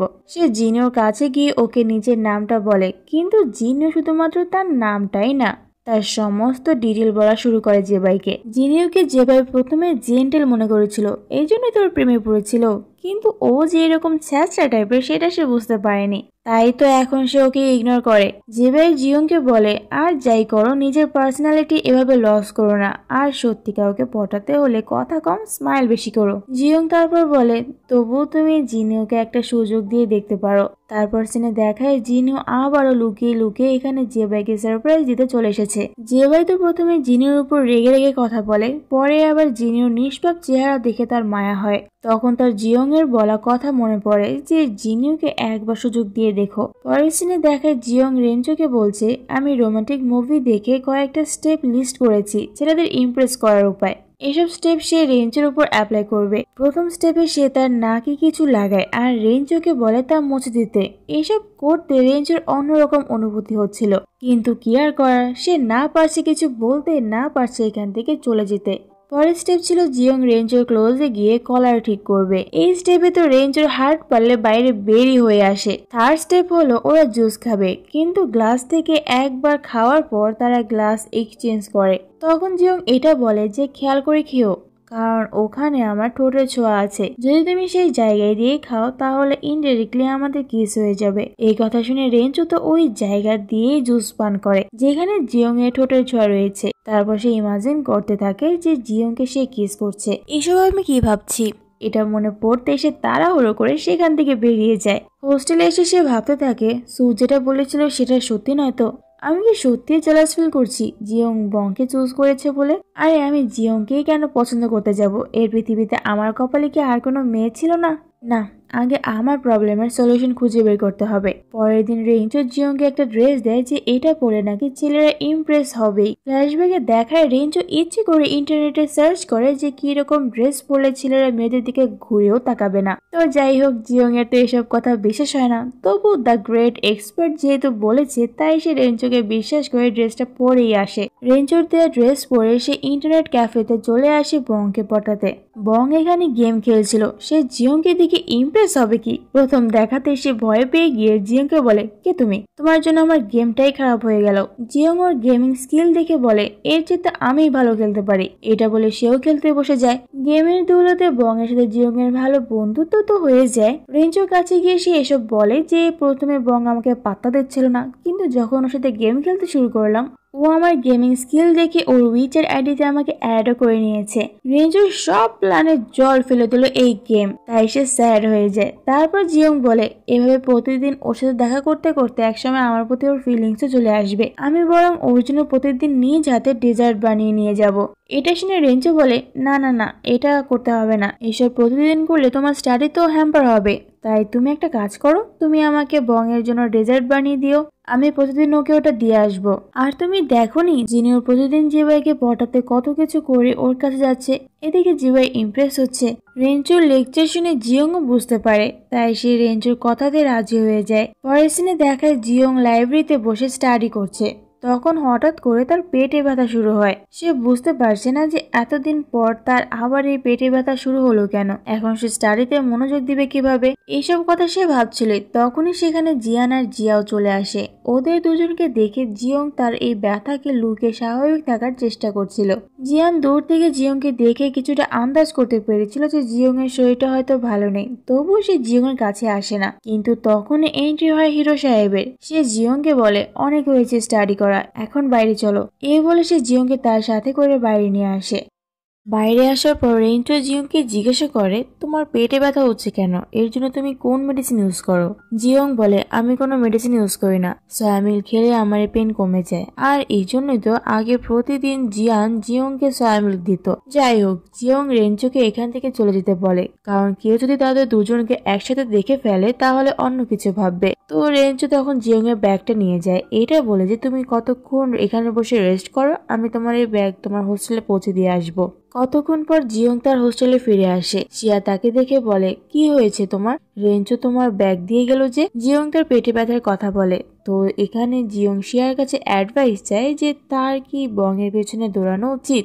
যেখানে তার কাছে বংয়ের প্রতি ইন্টারেস্ট কম লাগছে। শিয়া ওকে সাহস দিয়ে বলে, আরে এইসব নিয়ে ভাবিস না তো, তুইও সিঙ্গেল আর বংও সিঙ্গেল, আগে ওকে ইমপ্রেস তো কর, পরে ভালোবাসা তৈরি হয়েই যাবে। পরের সিনে জিয়ং আর রেঞ্চোকে তাদের সিক্রেট প্লেসে দেখানো হয়, যেখানে জিয়ং রেঞ্চোকে তার বানানো কেক দেয় যাতে রেঞ্চো এটা বংকে দিয়ে আসতে পারে। তারপর জিয়ং রেঞ্চোকে জিজ্ঞাসা করে, তোমার কাছে কি ওই এগ্রিমেন্ট পেপারের কপি আছে? রেঞ্চো বলে, হ্যাঁ, কেন, তুমি কি পেপারটা হারিয়ে ফেলেছো? দেখো, তুমি যদি ওই পেপারটা হারিয়ে ফেলো তাহলে আমাদের মধ্যে ওই কন্ট্রাক্ট কিন্তু আর থাকবে না। এটা শুনে জিয়ং বলে, না না, ওটা আমি হারাতে পারি কিভাবে বলো, খুব যত্ন করে রেখে দিয়েছি। কিন্তু ফ্ল্যাশব্যাকে দেখানো হয় জিয়ং শাওর সাথে গল্প করার সময় ভুলবশত হাতের ধাক্কা লেগে পেপারের উপর কফি পড়ে গিয়েছিল, আর যার ফলে পেপারটা নষ্ট হয়ে যায়। যাই হোক, রেঞ্চো জিয়ং এর জন্য সয়া মিল্ক নিয়ে এসেছে। সে জিয়ংকে বলে, এটা আমি আমার এক সুইমিং ক্লাবের মেম্বারের জন্য অর্ডার করেছিলাম, টেস্ট করে দেখো তো কেমন হয়েছে। জিয়ং সয়া মিল্কটা খেয়ে বলে, এর টেস্ট একদমই ভালো না, ওই রেস্টুরেন্ট থেকে আর কখনো অর্ডার করো না তো। আর এদিকে রেঞ্চো বেচারার মন খারাপ হয়ে যায় জিয়ং এর এই কমেন্ট শুনে, কারণ সয়া মিল্কটা সে নিজ হাতে জিয়ং এর জন্য বানিয়েছিল স্পেশালি। তারপর সু তার রুমে যখন ঢুকে তখন সে তার ঘরের অবস্থা দেখে মনে করে সে বোধহয় অন্য রুমে চলে এসেছে, তাই সে সরি বলে সেই রুম থেকে চলে যাচ্ছিল। তখন রেঞ্চো ওকে ডেকে বলে, তুমি ঠিক রুমে এসেছো, এটা তোমারই রুম। আসলে রেঞ্চো জিয়ং এর সয়া মিল্ক বানানোর জন্য সয়া মিল্কের বিভিন্ন উপাদান অর্ডার করেছে, আর যার এক্সপেরিমেন্ট করতে করতে রুমের এ দশা। তারপর জিয়ং রেঞ্চোকে কল করে জিজ্ঞাসা করে, তুমি কি কেকটা বংকে দিয়েছিলে, কেমন লেগেছে ওর? রেঞ্চো বলে, হ্যাঁ, ওর কাছে ভালো লেগেছে ডিজার্টটা। যেখানে কেকটা রেঞ্চো বং অব্দি না পৌঁছে দিয়ে নিজেই সেই কেকটাকে সার্ভ করে দিয়েছে। তো এইভাবেই শুরু হয় ওদের আদান প্রদান। জিয়ং প্রতিদিন বংয়ের জন্য কেক বানিয়ে রেঞ্চোকে দেয়, আর রেঞ্চো প্রতিদিন ওর জন্য সয়া মিল্ক বানিয়ে নিয়ে আসে। একদিন বং জিয়ংকে মেসেজ করে ওর সাথে গেম খেলতে ডাকে। জিয়ংও খুশি খুশি মনে যেতে রাজি হয়ে যায়। রেঞ্চোকে পোস্ট গ্রাজুয়েটের জন্য অন্য একটা ইউনিভার্সিটিতে অ্যাডমিশন দেওয়ার অফার করা হচ্ছে, এন্ড কাল থেকে তার জয়েনিং। কিন্তু রেঞ্চো তখন মানা করে দেয় যে আমার এখন ইম্পর্টেন্ট কাজ আছে, তাই আমি কাল থেকে জয়েন করতে পারবো না। আর এই ইম্পর্টেন্ট কাজ হলো জিয়ং এর জন্য সয়া মিল্ক বানানো। পরের সিনে দেখায় জিয়ং খুব রেগে মেগে রেঞ্চোর সুইমিং ক্লাবে আসে। জিয়ং এর এই ফেস দেখে সেখানকার সব ছেলে বুঝতে পেরে গিয়েছিল যে আজ রেঞ্চোর কপালে শনি আছে। জিয়ং রেঞ্চোকে জিজ্ঞাসা করে, তুমি এত বড় ধোঁকেবাজ, এটা তো আমি আগে জানতাম না। আর যদি বং আমায় না বলতো যে ওর ম্যাঙ্গোতে অ্যালার্জি আছে, তাহলে তো আমি কখনো জানতেই পারতাম না যে আমার বানানো ডেজার্ট ওর কাছে পৌঁছাই না। বলো, ওই ডিজার্ট গুলো যদি বংয়ের কাছে না গিয়ে থাকে তাহলে কোথায় গেছে? রেঞ্চো তার দোষটা স্বীকার করে বলে যে কেক গুলো সেই খেয়েছে। এটা শুনে জিয়ং তো আরো বেশি রেগে যায়। রাগের চোটে সে রেঞ্চোকে অনেক কথাই শুনিয়ে দেয়, সাথে এটাও বলে যে ভালোই হবে তুমি যদি অন্য ইউনিভার্সিটিতে চলে যাও, তাহলে আমি একটু শান্তিতে থাকতে পারবো। এটা শুনে রেঞ্চোর মন খারাপ হয়ে যায় যে সে জিয়ং এর জন্য এত কিছু করছে আর জিয়ং তাকে এখান থেকে চলে যেতে বলছে। যাই হোক, রেঞ্চো তো এখন বুঝেই গিয়েছিল যে সে জিয়ংকে ভালোবেসে ফেলেছে। সে জিয়ং এর ভাবনা এতটাই ডুবে থাকে যে লাইব্রেরিতে বই পড়ার সময় বইটাও সে উল্টো ধরে রাখে। তাই তো সেই সমস্যার সলিউশন বের করতে জেবাইয়ের কাছে আসে, যে মন থেকে রোমান্টিক মুড কিভাবে দূর করা যায়। যদিও সে জেবাইকে বলে না যে এই কেসটা তার সাথে হচ্ছে, তবুও জেবাই বুঝে যায়। জেবাই তাকে সাজেশন দেয় যে তুমি যদি এসব থেকে দূরে থাকতে চাও তাহলে সেই ব্যক্তিটাকে তুমি ইগনোর করো। এটা হলো প্রথম উপায়। আর একটা উপায় আছে, কিন্তু সেটা তোমার জন্য লাগবে না। আজ ক্যাম্পাসে একটা কাপল গ্রুপিং করা হবে, মানে একটা গেমের জন্য এরা রিয়েল লাইফের গ্রুপ হিসেবে থাকবে। সবাই তো উইশ করছে যদি রেঞ্চো তাদের বয়ফ্রেন্ড হতো তাহলে কতই না ভালো হতো। সেখানে কলেজে ক্যাম্পাস কুইনও চলে আসে, আর একটু পর ক্যাম্পাস কিং মানে রেঞ্চো আসে। রেঞ্চোর এই গোমরা মুখ দেখে জিয়ং এর রাগ ওঠে, তার চেয়ে বেশি রাগ ওঠে রেঞ্চোকে ক্যাম্পাস কুইনের পাশে সিটটা বসতে দেখে। যাই হোক, গ্রুপিং শুরু হয়ে যায়, যেটা কম্পিউটারের মাধ্যমে করা হচ্ছিল। ভাগ্যক্রমে রেঞ্চোর সাথে জিয়ং এরই গ্রুপ পড়ে, যেটা জিয়ং মোটেও চায় না। সে তো তার পার্টনার হিসেবে বংকে চেয়েছিল। রেঞ্চো আজ জিয়ংকে ইগনোর করে, একটা কথাও বলেনি সে জিয়ং এর সাথে। ক্যাম্পাস কুইন জিয়ংকে গিয়ে জিজ্ঞাসা করে, রেঞ্চো কি তোমার বয়ফ্রেন্ড? যার উত্তরে জিয়ং না বলে। সে তো ক্যাম্পাস কুইনকে এটাও বলে যে সে তো চায় বং এর সাথে তার গ্রুপ পড়ুক। এটা শুনে ক্যাম্পাস কুইন ওকে বলে, ঠিক আছে, আমি চেষ্টা করব তোমাকে হেল্প করার। এটা শুনে সে তার সাথে জিয়ং এর উইচের আইডিয়া অ্যাড করে নেয়। এদিকে রেঞ্চো আবারও জেবাইয়ের কাছে আসে আর ওকে বলে, আমার প্রবলেম দিনের পর দিন বেড়েই যাচ্ছে, আমি ওকে কিছুতেই ইগনোর করতে পারছি না। এখানে ওর কথার মাধ্যমে আমরা আরো জানতে পারি যে গেমের পার্টনার গ্রুপিং এ সে নিজেই ইচ্ছে করেই জিয়ং এর সাথে তার গ্রুপ ফেলেছে। এটা শুনে জিবাই ওকে বলে, তাহলে তুমি সেটাই করো যেটা তোমার মন করতে চাইছে, দেখবে এর মধ্যে তুমি তোমার প্রবলেমের সলিউশন খুঁজে পেয়ে যাবে। তারপর রেঞ্চো জিয়ংকে তাদের সিক্রেট প্লেসে ডেকে গেমের রুলস বলে। সে বলে আমি তোমাকে উইজার্ডের গেমের সব স্ট্র্যাটেজি পাঠিয়ে দিয়েছি, ভালো করে সব পড়ে নিও, গেমে কিন্তু আমি কিছুতেই হারতে চাই না। জিয়ং তখন রুডলি বলে আমাকে নিয়ে যখন তোমার এতই সংশয় যে আমার জন্য তুমি গেম কম্পিটিশনে হেরে যেতে পারো, তাহলে পার্টনার এক্সচেঞ্জ করে নাও। কিন্তু সেটা তো রেঞ্চো একদমই করবে না। সে বলে আমার চ্যালেঞ্জ নিতে ভালো লাগে, এটা বলে সে সেখান থেকে চলে যায়। মানে সে কিছুতেই জিয়ংকে অন্য কারোর সাথে পার্টনার হিসেবে দেখতে পারবে না। আর এখানে এই পার্টটা শেষ হয়। এই পার্টের শুরুতে দেখানো হয় জিয়ংকে ক্যাম্পাস কুইন মেসেজ করে বলে তুমি বংয়ের সাথে টিম আপ করতে চেয়েছিলে না, আমি তোমাকে সেই ব্যবস্থা করে দিয়েছি। এটা দেখে জিয়ং অনেক খুশি হয়। এদিকে রেঞ্চো জিয়ং এর জন্য সোয়া মিল্ক বানাচ্ছিল যাতে কম্পিটিশনের সময় জিয়ং এর কোনো সমস্যা না হয়। রেঞ্চোর বিহেভিয়ারে শুয়ের কাছে দাল মে কুছ কালা লাগতা হয় এরকম লাগে। সে রেঞ্চোকে বলে তোমার কি হয়েছে বলতো, তোমার এই মুচকি মুচকি হাসা, মাঝে মধ্যে অন্যমনস্ক হয়ে যাওয়া, সবকিছু অন্যরকম লাগছে। এভাবে তোমাকে তো কোনোদিন আমি হাসতে দেখিনি। পরের দিন ওদের কম্পিটিশন শুরু হয়। রেঞ্চো তো জিয়ং এর জন্য ওয়েট করছিল, সেভাবে আজকেও লেট। পেছন থেকে একটা মেয়ে এসে তাকে ডাক দেয়। রেঞ্চো তো ভেবেছিল এটা হয়তো জিয়ং, কিন্তু না, সেটা জিয়ং ছিল না, সেটা জিনও ছিল। সেই কম্পিটিশনে আজব টাইপের ড্রেস পরে যে বেশে দেখা করতে চলে এসেছে। রেঞ্চো ওকে জিয়ং এর কথা জিজ্ঞাসা করলে সে বলে আমি তো দেখলাম জিয়ং অন্য ছেলের সাথে কথা বলছে, ও মনে হয় অন্য কারোর সাথে টিম আপ করে নিয়েছে। এদিকে জিয়ং বং এর সাথে টিম করতে পেরে অনেক খুশি। সে এখানেও বংকে পটানোর চেষ্টা করে, কিন্তু বং এর কাছে তার গেমটাই ইম্পর্টেন্ট।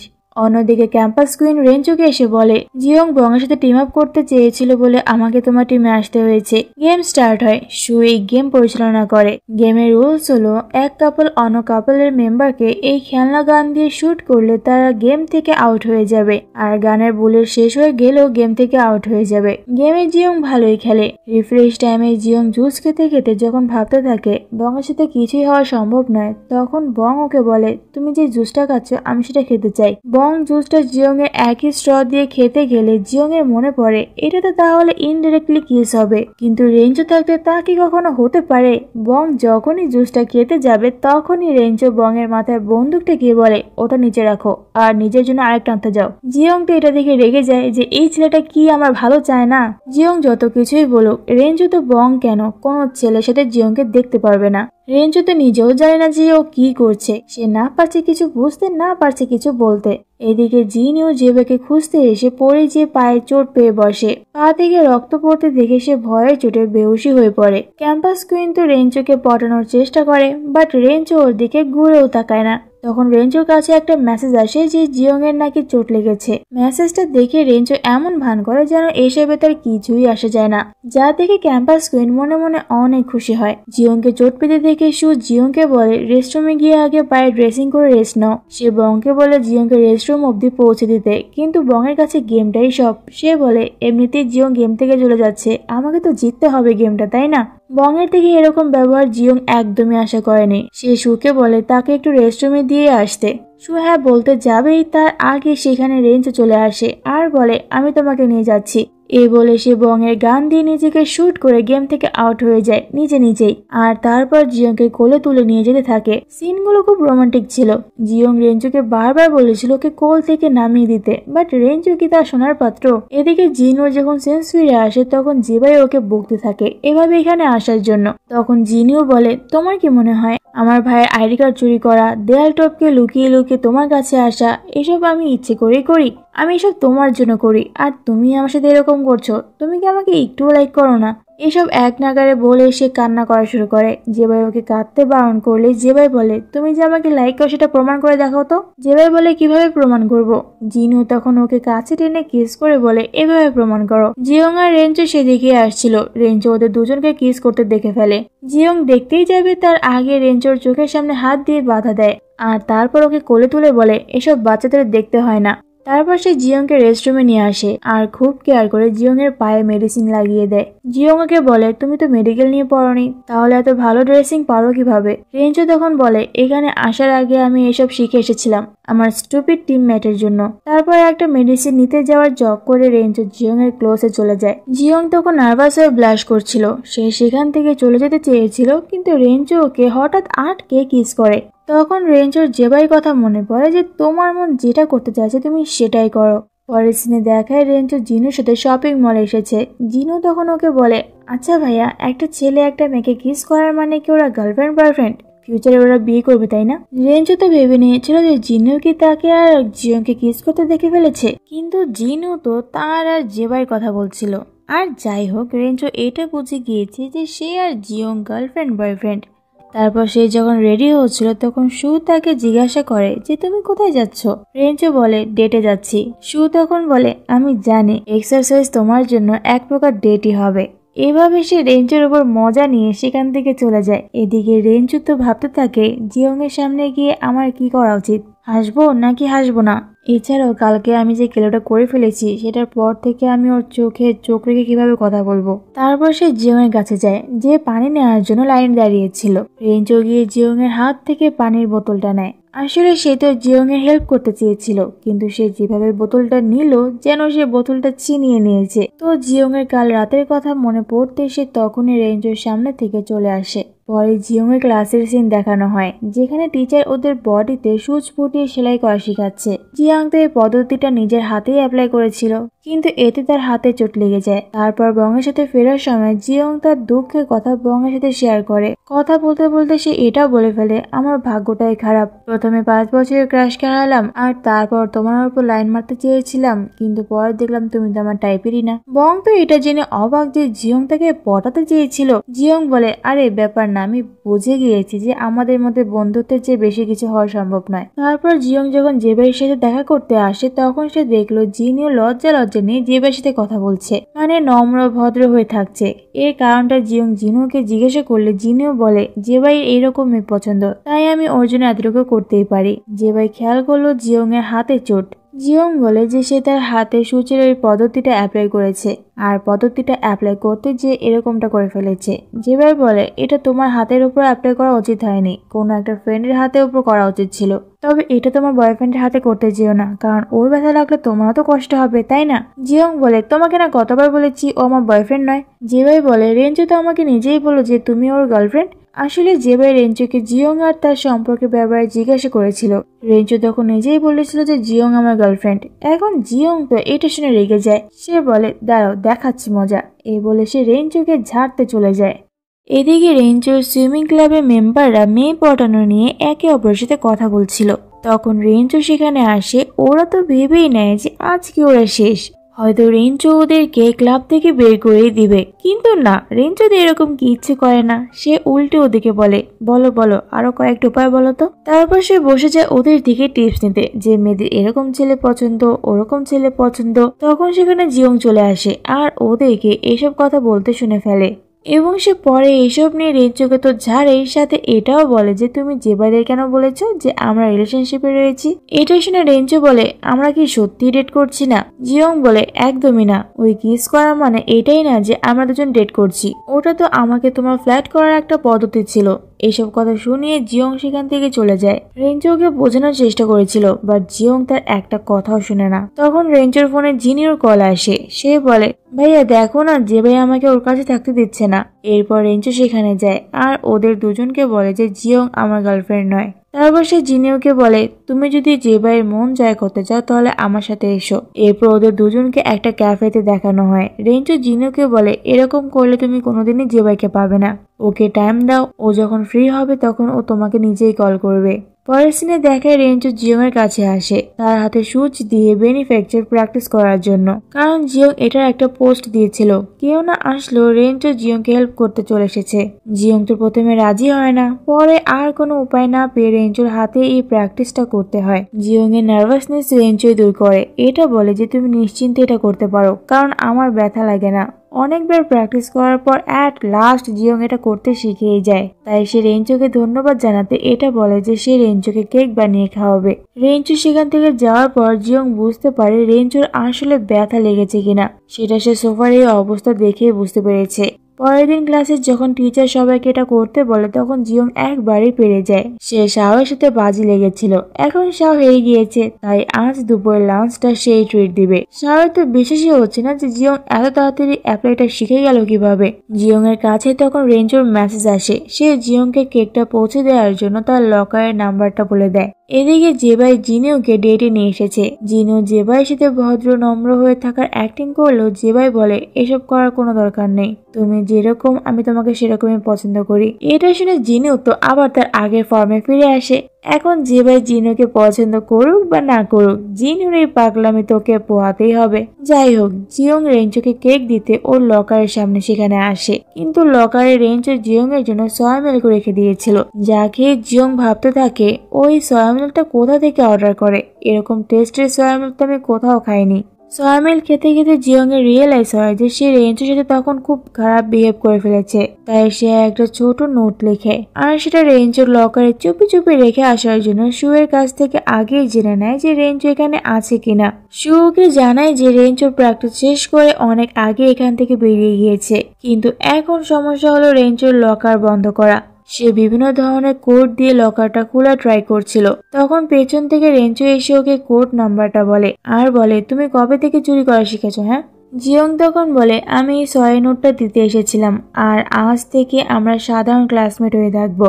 এই কথা শুনে রেঞ্জো বলে সত্যি তুমি যদি আমার সাথে সাধারণ ক্লাসমেট হয়ে থাকতে চাও তাহলে সেদিনের কিসের কথা ভুলে যাও, ওটা কিছুই না, ওটা জাস্ট আবেগের বশে হয়ে গিয়েছে। জিয়ং এখন একটা কঙ্কাল কিনতে চায়, বাট এর জন্য ওর অনেক টাকা লাগবে। রেঞ্জোদের ক্লাব থেকে শুয়ে কিছু অর্ডার নিয়ে আসে। জিয়ং তো ভেবেছিল এটা কোনো বড়সড় অর্ডার হবে, কিন্তু না, অত বড় নয়। তারপর সু ওকে বলে যদি তুমি কোনোদিন কোনো ছেলেকে ভালোবেসে ফেলো তাহলে তাকে কি প্রপোজ করবে। জিয়ং শুয়ের কথার মানেটা বুঝতে পারে না। তারপর সে সুকে রেঞ্জোর কথা জিজ্ঞাসা করে ফেলে যে ও এখানে এলো না কেন, তুমি এলে যে। সু বলে রেঞ্জো একটু ব্যস্ত আছে, তাই আমি ওর এই ছোটখাটো কাজগুলো করে দিচ্ছি।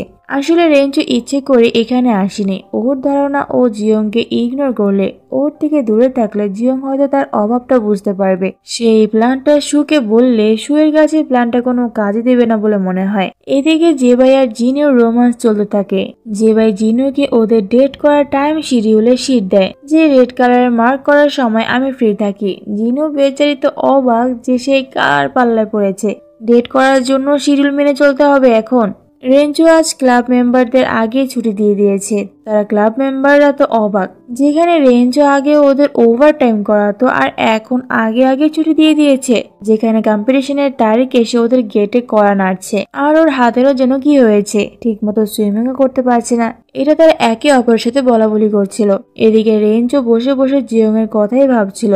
তখন অন্য ক্লাবের মেম্বাররা সেখানে আসে কম্পিটিশনের জন্য। ঠিক তখনই জিয়ং সেখানে চলে আসে কেক আর বিস্কিটস নিয়ে, যেটা রেঞ্জো অর্ডার করেছিল। সেখানকার ছেলেগুলো সুইম করার জন্য নিজেদের শার্ট খুলছিল, যা দেখে জিয়ং তো বড় বড় চোখ করে ওদের মাসাল গুলো দেখতে থাকে। এটা দেখে রেঞ্জো তো খুব রেগে যায়, সে বলে ওদের সাহসে কিভাবে একটা মেয়ের সামনে টি শার্ট খোলার। এদিকে জিয়ং যখন ওদের দিকে অ্যাট্রাক্টেড হয়ে তাকিয়েছিল তখন রেঞ্জো এসে ওদের চোখ ঢেকে ভিতরে নিয়ে যায় আর ওকে জিজ্ঞাসা করে তুমি ওদের দিকে তাকিয়েছিলে কেন। জিয়ং তখন বলে আমি ওদের মাসাল রিড করছিলাম, এতে কি সমস্যা হয়েছে। এই কথা শুনে রেঞ্জো তখন জিয়ং এর সামনে নিজের শার্ট খুলে বলে তোমার যে কোনো ধরনের এক্সপেরিমেন্ট মাসল রিড তুমি আমারটা দেখে করতে পারো, ইভেন তুমি এটা টাচ করেও দেখতে পারো। জিয়ং এখন কি বলবে, সে কোনো মতে কথাটাকে ঘুরিয়ে সেখান থেকে চলে যেতে নেয়, কিন্তু রেঞ্জোকে সে আবার একই ভুল করবে। সে বলে বাইরে অনেক ছেলে আছে, আমি তোমাকে দিয়ে আসছি। এই বলে সে নিজের টি শার্টটি জিয়ং এর মুখের ওপর দিয়ে ওর চোখ থেকে সেখান থেকে নিয়ে আসে। জিয়ং তো কিছুই বুঝতে পারছে না যে এই ছেলেটা আসলে কি চায়। আর এই ফানি মোমেন্ট গুলো দিয়ে আজকের এই পার্টটা শেষ হয়। এই পার্টির শুরুতেই আমরা দেখব জিয়ং তার এক ফ্রেন্ডের সাথে প্র্যাঙ্ক করবে বলে কেকের বক্সের মধ্যে মাথার খুলি রেখে দেয়। তখন ক্যাম্পাস কুইন সেখানে এসে জিয়ংকে বলে এই ফ্রাইডেতে তুমি আমার সাথে শপিংয়ে যাবে। ক্যাম্পাস কুইন মেয়েটাকে জিয়ং এর ভালো লাগতো, তাই সে তখন ক্যাম্পাস কুইনকে হ্যাঁ করে দেয়। টেবিলের উপরে থাকা কেকের বক্সটা দেখে ক্যাম্পাস কুইন ভাবে এটা বোধহয় জিয়ং রেঞ্জোর জন্য নিয়ে যাচ্ছে। জিয়ং যেন এটা রেঞ্জোকে না দিতে পারে, তাই সে জিয়ংকে কোনো কথা বলার সুযোগ না দিয়ে সেখান থেকে বক্সটা নিয়ে চলে যায়। কিছুদিন বাদেই রেঞ্জোর সুইমিং কম্পিটিশন, তাই সে জিয়ংকে বলেছিল যাতে জিয়ং তার কম্পিটিশনের ম্যাচটা দেখতে আসে। বাট জিয়ং তো ক্যাম্পাস কুইনের সাথে সেদিন শপিংয়ে যাবে বলে কথা দিয়েছে, তাই সে তখন রেঞ্চোকে মানা করে দেয়। কিন্তু পরে সবাই জিয়ংকে রিকোয়েস্ট করাতে সে ভাবলো রেঞ্চো তো আমার জন্য কত কিছু করে, এতটুকু তো ওর জন্য করাই যায়। তাই সে ক্যাম্পাস কুইনকে মেসেজ করে বলে দেয় যে সে তার সাথে ফ্রাইডেতে শপিংয়ে যাবে না। কিন্তু পরে দেখা যায় জিয়ং রেঞ্চোর কম্পিটিশনে এসে দেখে ক্যাম্পাস কুইন আগে থেকেই এখানে এসে বসে আছে। এদিকে রেঞ্চো জিয়ংকে এখানে আসতে দেখে খুশি হয়। ক্যাম্পাস কুইন ভাবে রেঞ্চো তার দিকেই তাকিয়ে আছে। আসলে রেঞ্চো জিয়ংকে দেখছিল। এরই মধ্যে জিয়ং এর ফ্রেন্ড তাকে একটা মেসেজ করে, মিনিটের মধ্যে রেস শেষ, আমাদের হিরো রেঞ্চো জিতেছে। রেস শেষ করতে সে জিয়ং এর দিকে তাকায়, কিন্তু সে তাকিয়ে দেখে জিয়ং অন্য কাজে বিজি আছে। এটা দেখে তার মন খুব খারাপ হয়ে যায়। এদিকে জিয়ং মেসেজের একটা রিপ্লাই দিতে গিয়ে উপরে তাকিয়ে দেখে ম্যাচ শেষ। সে ভাবে আমি তো মাত্র একটাই রিপ্লাই করলাম, এরই মধ্যে জনাব এখান থেকে ওখানে পৌঁছে গেলেন। তারপরেও কম্পিটিশন শেষে রেঞ্চো জিয়ংকে বেশি পাত্তা দিচ্ছিল, ক্যাম্পাস কুইনের দিকে একবার ফিরেও তাকায় না। এতে ক্যাম্পাস কুইনের খুবই রাগ ওঠে। আরো বেশি রাগ ওঠে যখন সে জিয়ং এর কেকের বক্সটা খুলে সেটার ভিতর মাথার খুলি দেখতে পায়। তখন সে ঠিক করে নেয় সে জিয়ংকে কিছুতেই ছাড়বে না, এর বদলা সে নেবেই। জিয়ংকে রেঞ্চো একটা গিফট দেয়, আর সেটা হলো একটা রেবিট ডল। এটা সে অনেক যুদ্ধ করে জিয়ং এর জন্য কিনে এনেছে। আসলে কিছুদিন আগে রেঞ্চো আর জেবাই একটা টয় শপে গিয়ে টয় ক্যাচিং গেম খেলে। সেখানে জেবাই তার গার্লফ্রেন্ডের জন্য টয় ক্যাচ করতে চায় আর রেঞ্চো জিয়ং এর জন্য, কিন্তু কয়েন খরচা করতে করতে সব কয়েন শেষ হয়ে যায় তাদের। কিন্তু তারা দুজনে একজনও র্যাবিট ডল ক্যাচ করতে পারে না। তাই জেবাই জিনিউর জন্য জীবন্ত র্যাবিটই কিনে নিয়ে যায় জিনিউর ভালো লাগবে বলে। কিন্তু তখন রেঞ্চো ভেবেছিল জিয়ং এর কি র্যাবিট ভালো লাগবে। এই দ্বিধাদ্বন্দ্বে সে আবারও টয় শপে যায় আর শেষ পর্যন্ত অনেক যুদ্ধ করে জিয়ং এর জন্য একটা র্যাবিট টয় ক্যাচ করেই ফেলে। তবে সে জিয়ংকে জীবন্ত র্যাবিট দেয়নি, কারণ জিয়ং যে হোস্টেলে থাকে সেখানে পেট পোষা অ্যালাউ ছিল না। তো জিয়ং রেঞ্চোর দেয়া গিফট পেয়ে খুবই খুশি হয়, যার খুশি দেখে রেঞ্চোর মুখে হাসি ফুটে ওঠে। এরপর আসে জিয়ং এর পড়াশোনার সমস্যা। সে মনে মনে ঠিক করে নিয়েছিল যে এবার থেকে সে লেখাপড়াটা ভালো করেই করবে, কিন্তু ওই যে একই সমস্যা, ম্যাথের সলিউশন সহজে তার মাথায় আসে না। জিয়ান তখন তার এই সমস্যা দেখেই তাকে অফার করে যে সে এখন থেকে জিয়ংকে লেখাপড়ায় হেল্প করবে। জিয়ং প্রথমে এতে রাজি হতে চায়নি, কিন্তু জিয়ানই এক প্রকার জোর করে বলে যে সে তাকে পড়াবে। এদিকে রেঞ্চো জিয়ংদের দোকানে আসে কিছু ফল কিনতে, আর ফল কেনাটা ছিল একটা বাহানা। আসলে উদ্দেশ্য ছিল সে জিয়ং এর সাথে টাইম স্পেন্ড করতে চায়। কিন্তু সেখানে এসে সে জিয়ং আর জিয়ানকে একসাথে দেখে জেলাস ফিল করে, আর এই জেলাস ফিলের চোটে সেও বলে দেয় যে সেও জিয়ংকে পড়াবে। এই নিয়ে জিয়ান আর রেঞ্চোর মধ্যে এক প্রকার চ্যালেঞ্জই হয়ে যায়। কিন্তু এদিকে জিয়ং এর ব্যাপারটা কেউ ভেবে দেখছে না। জিয়ং এর মায়ের কাছে রেঞ্চো ছেলেটাকে ভালো লাগে। পরের দিন রেঞ্চো আর জিয়ান রেস্ট লাগিয়ে জিয়ং এর বাড়িতে এসে হাজির হয়। জিয়ং পড়েছে মহা ঝামেলায়। ভাগ্যিস তখন তার বাড়িতে জিয়াও এসেছিল। তাই জিয়ং জিয়াকে ইশারা করে বলে যে প্লিজ তোমার বয়ফ্রেন্ডকে এখান থেকে যে কোনো উপায়ে নিয়ে যাও, একজনকে ভাগালে অর্ধেক তো ঝামেলা কমবে। এরপর রেঞ্চো তার পড়ানো শুরু করে। রেঞ্চো তার টেস্ট থেকে শুরু করে প্র্যাকটিক্যাল সবকিছু এমনভাবে পড়িয়ে শেষ করায় যে জিয়ং এবার ফাটাফাটি রেজাল্ট করবে। সে তার ফলাফলে এতটাই খুশি যে তার মনে যাচ্ছে না রেজাল্ট কার্ডটা ব্যাগে ঢুকাতে। এরই মধ্যে রেঞ্চো জিয়ং এর সাথে টাইম স্পেন্ড করে একদম শিওর হয়ে গিয়েছে যে সে জিয়ংকে সত্যি ভালোবাসে। তাই সে তার ফিলিংস বৈজ্ঞানিক পদ্ধতিতে জিয়ংকে প্রকাশ করতে চেয়েছিল, কিন্তু জিয়ং এর মুডটা আজ বিগড়ে থাকায় সে তো রেঞ্চোর প্রপোজাল বুঝতেই পারে না, উল্টে তাকে কতগুলো কথা শুনিয়ে দেয়। তাই রেঞ্চো ঠিক করে যতদিন না তার জন্য জিয়ং এর মনে কোনো ফিলিংস ক্রিয়েট হচ্ছে ততদিন সে তার মনের কথা জিয়ংকে বলবে না। জিয়ং এর মন আজকাল একটু বেশি কনফিউশনের মধ্যে থাকে। অবশ্য এই রোগ তার আগেও ছিল, তাই সে সবসময় এতটাই কনফিউশনের মধ্যে থাকতো যে পরীক্ষার হলেও উত্তরপত্র না দাগিয়ে সে কল্পনার রাজ্যে হারিয়ে যেত। তাই সে ঠিক করে আমার দ্বারা তো এই মেডিকেল পড়া হবে না, আমার বরং এই মেডিকেল ফিল্ড চেঞ্জ করে ফেলা উচিত। এই নিয়ে দ্বিধাদ্বন্দ্বে ভুগছিল। আর এই ব্যাপারটা যখন রেঞ্চো জানতে পারলো তখন সে নিজে জিয়ং এর পড়াশোনার দায়িত্ব গ্রহণ করে, কারণ সে বুঝতে পেরেছিল জিয়ং মেয়েটা ইচ্ছে করলে সবকিছু করতে পারে, তার ইচ্ছেটা নষ্ট করে দেয় কনফিউশন।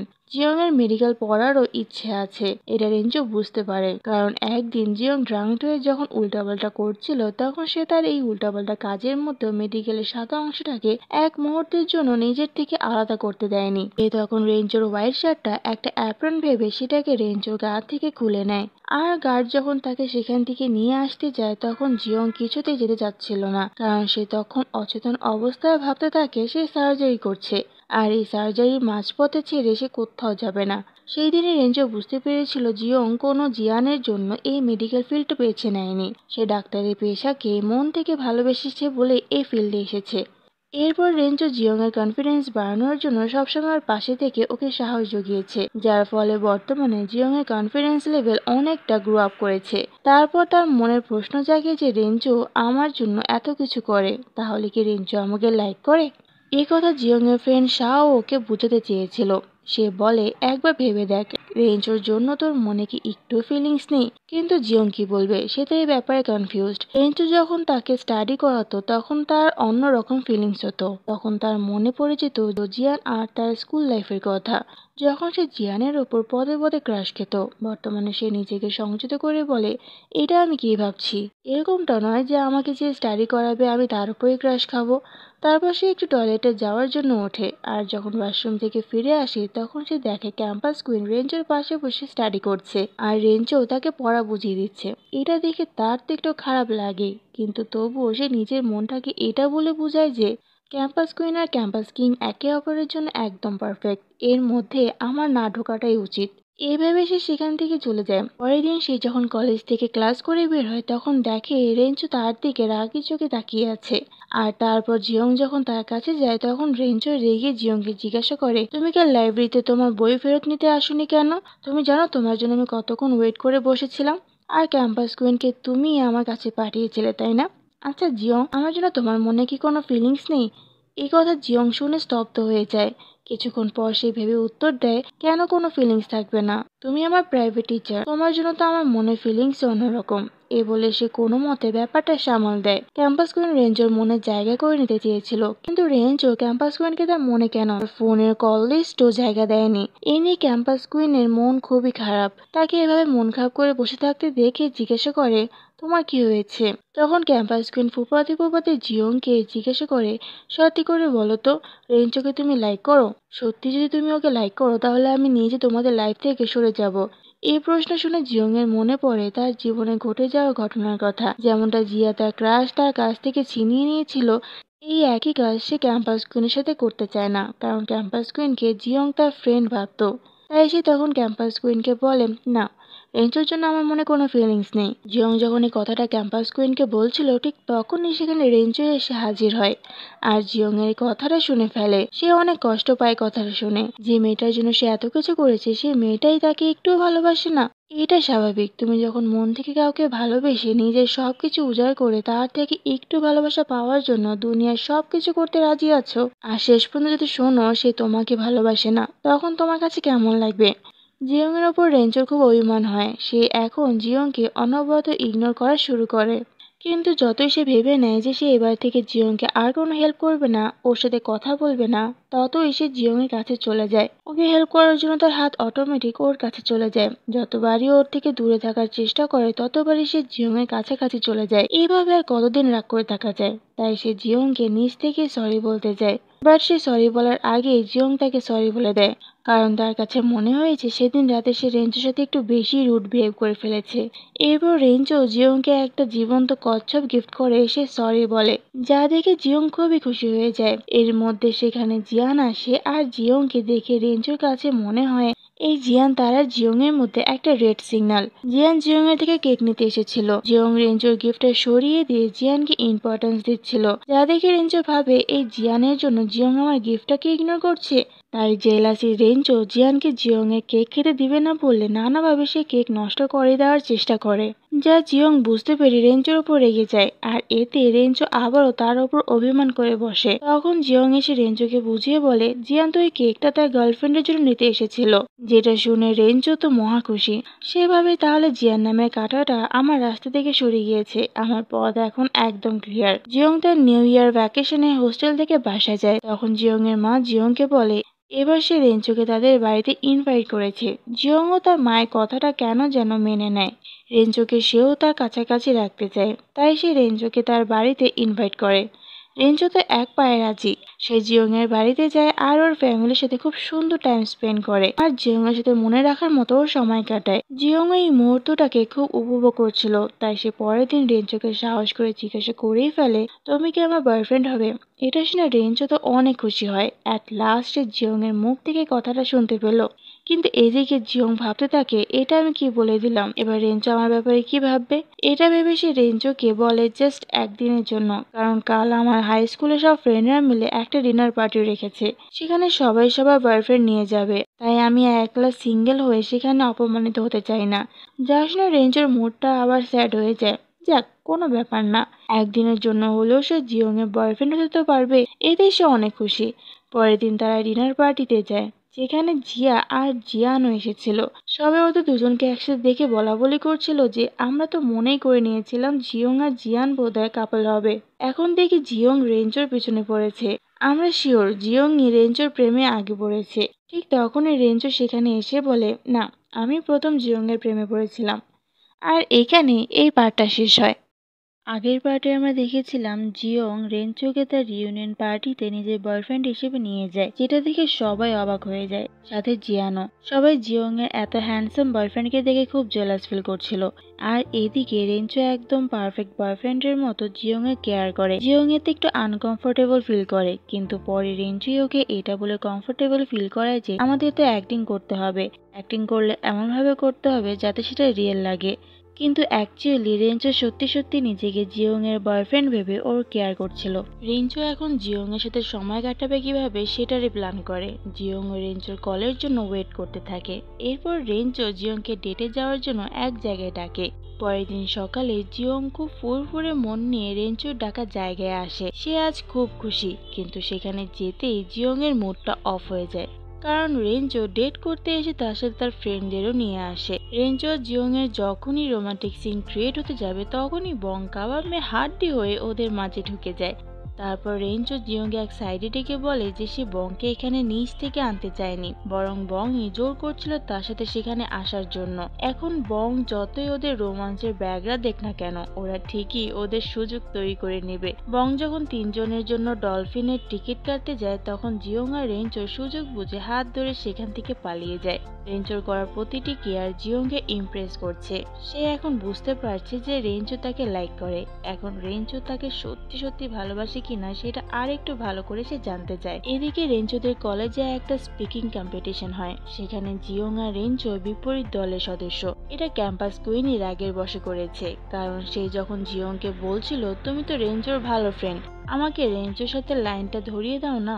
জিয়ংও তখন সাহস করে ক্যাম্পাস কুইনকে বলে, দেখো আমিও রেঞ্জোকে লাইক করি, আর সেটা অনেক আগ থেকেই, কিন্তু আমি এটা রিয়েলাইজ করেছি বেশ কিছুদিন হলো, তাই আমি তোমাকে এ ব্যাপারে কোনো সাহায্য করতে পারবো না। ক্যাম্পাস কুইন তখন জিয়ংকে পিঞ্চ মেরে বলে, রেঞ্জোর মতো ব্রিলিয়ান্ট স্টুডেন্ট তোমার মতো ডাম স্টুডেন্টকে কেন লাইক করতে যাবে, দেখো ও তো আমাকেই চুজ করবে। জিয়ং বলে, ঠিক আছে, তুমি তোমার দিক থেকে চেষ্টা করো আর আমি আমার দিক থেকে। তো আজকের স্পিকিং কম্পিটিশনের টপিক ছিল রোবটের মধ্যে কি কখনো মানুষের মতো ভালোবাসার অনুভূতি হতে পারে। জিয়ং যখন এই ব্যাপারে বক্তৃতা দিতে আসে, তখন কেউ তাকে উৎসাহ দেওয়ার জন্য ক্লাপিং না করলেও তার ফ্রেন্ড শাও দাঁড়িয়ে ওদের জন্য চিয়ার আপ করে। জিয়ং এতেই খুশি হয়। জিয়ং এ ব্যাপারে বক্তৃতা দেয় যে রোবটের মধ্যে ভালোবাসার অনুভূতি জন্ম নিতে পারে না। তো জিয়ং বক্তৃতায় যা বলে সেসব কথা রেঞ্জোকে ইমপ্রেস করে। আর তারপর টার্ন আসে রেঞ্জোর বক্তৃতায়। এখানে তাকে জিজ্ঞাসা করা হয় রেঞ্জো কি কাউকে ভালোবাসে। রেঞ্জো উত্তরে হ্যাঁ বলে। সে বলে, আমি একটা মেয়েকে ভালোবাসি আর সে এখানেই রয়েছে, কিন্তু সে যাকে ভালোবাসে তার যা যা গুণ বলেছে সে সবকিছু জিয়ং এর মধ্যে নয়, ক্যাম্পাস কুইনের মধ্যে রয়েছে। এটা জিয়ং মনে করে। সেভাবে এতদিন আমার সাথে টাইম স্পেন্ড করে এখন ক্যাম্পাস কুইনের গুণ গাইছে।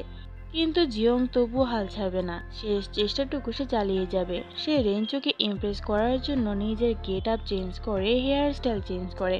এদিকে জিয়া জিয়ানের মধ্যে কিছু বিষয় নিয়ে কথা কাটাকাটি হয়। তখন জিয়া রাগের মাথায় বলেই দেয় যে জিয়ং জিয়ানকে একসময় লাইক করত। সে যদি জিয়ানকে আগেই প্রপোজ না করত তাহলে আজ হয়তো জিয়ান জিয়ং এর সাথে থাকতো। এই কথাটা জিয়ান আজকে জানতে পারলো যে জিয়ং একসময় তাকে লাইক করত। এদিকে জিয়ং রেডি সেডি হয়ে যখন পার্লার থেকে বের হয় তখন জিয়ান তার কাছে আসে। আর ওকে সরাসরি জিজ্ঞাসা করে যে তুমি কি আমাকে লাইক করতে। জিয়ং তখন জিয়ানকে বুঝিয়ে বলে, দেখো এটা সত্যি যে একসময় আমি তোমাকে লাইক করতাম, কিন্তু এখন আমি মুভ অন করে নিয়েছি, আমি এখন অন্য কাউকে লাইক করি। জিয়ং জিয়ানকে বুঝিয়ে সুঝিয়ে যখন সেখান থেকে চলে আসছিল তখন সে হঠাৎ করে পড়ে যেতে নিলে জিয়ান তাকে ধরে ফেলে। আর এদিকে জিয়াও রিয়েলাইজ করে যে সে জিয়ানকে একটু বেশি বলে ফেলেছে, তাই সে জিয়ানের রাগ ভাঙাতে কেক নিয়ে যখন এদিকে আসছিল তখন জিয়ান আর জিয়ানকে এভাবে দেখে মিস আন্ডারস্ট্যান্ড করে ফেলে।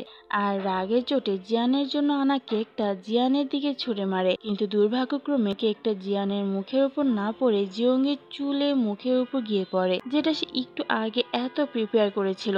জিয়ং জিয়ানকে বলে তাড়াতাড়ি করে রাগ ভাঙায়। এখন জিয়ং তার এই মুখ নিয়ে কারোর সামনে যেতেই পারছে না, বিশেষ করে সে এটা প্রে করছিল যে রেঞ্জু যেন তার সামনে না পড়ে। কিন্তু ওই যে বলে না, যেখানে বাঘের ভয় সেখানেই সন্দেহ হয়, রেঞ্জুই তাকে ধরে ফেলে আর তাকে জিজ্ঞাসা করে তুমি এখানে এভাবে লুকিয়ে আছো কেন। জিয়ংকে তার সাথে নিয়ে যে ওর চুল পরিষ্কার করে দেয়। তখন জিয়ং তার সাথে একটু আগে ঘটে যাওয়ার দুঃখের কাহিনী রেঞ্জুকে বলে। তারপর রেঞ্জু জিয়ংকে বলে আজ রাতে আমার সাথে ডিনার করবে। জিয়ং তখন ওকে বলে দেয় যে হ্যাঁ ঠিক আছে আমি আসবো। রাতে রেঞ্জু জিয়ংকে প্রপোজ করার জন্য সব রকম প্রস্তুতি নিচ্ছে, কিন্তু যখন রাত এলো জিয়ং যখন তৈরি হয়ে বেরিয়ে পড়ছিল রেঞ্জুর কাছে যাবে বলে, ঠিক তখনই জিয়ান তাকে কল করে বলে জিয়াকে কোথাও খুঁজে পাওয়া যাচ্ছে না। জিয়ং জানে যে জিয়া এখন কোথায় থাকতে পারে, তাই সে রেঞ্জুকে মেসেজ করে জানিয়ে দেয় যে তার আসতে একটু লেট হবে। রেঞ্জুর সাথে সাথে জিয়ংকে কল করে জায়গাটার লোকেশন জেনে নেয়, কারণ এত রাতে জিয়ংকে একা ছাড়তে সে সেফ মনে করে না। তো তারপর জিয়ং তাড়াতাড়ি করে সেখানে যাওয়ার উদ্দেশ্যে রওনা দেয়। সেই রাস্তা দিয়ে যাওয়ার সময় কিছু ছেলে তার দিকে অন্য নজরে দেখছিল। সে বিষয়টাকে অতটা গুরুত্ব না দিয়ে তাড়াতাড়ি হাঁটা শুরু করে। তারপর তার গন্তব্যস্থানে পৌঁছানোর পর গিয়ে দেখে জিয়া সত্যি সত্যি সেখানে রয়েছে। জিয়া অনেক ড্রিঙ্ক করে ফেলেছিল আর জিয়ংকে দেখে সে আরো দু চারটে কথা শোনাতে থাকে। সাথে সে এটা বলেও জিয়ংকে খোঁটা দেয় যে তুমি এতটাই ইউজলেস যে জিয়ানকে তো কখনো মনের কথা বলতেই পারো না, আর এবারেও তুমি রেঞ্জুকে নিজের মনের কথা বলতে পারবে না। জিয়ার এহেন কথাতে জিয়ং এর মান সম্মানে এবার সত্যিই লাগে, তাই সে জিয়াকে বলে এবার যাই হয়ে যাক না কেন আমি রেঞ্জুকে প্রপোজ করেই ছাড়বো। তারপর সেখান থেকে জিয়াকে নিয়ে ফেরার সময় রাস্তায় তার পথ আটকে সেই বকাটে ছেলেগুলো, যারা জিয়ংকে যাওয়ার সময় খারাপ নজরে দেখছিল।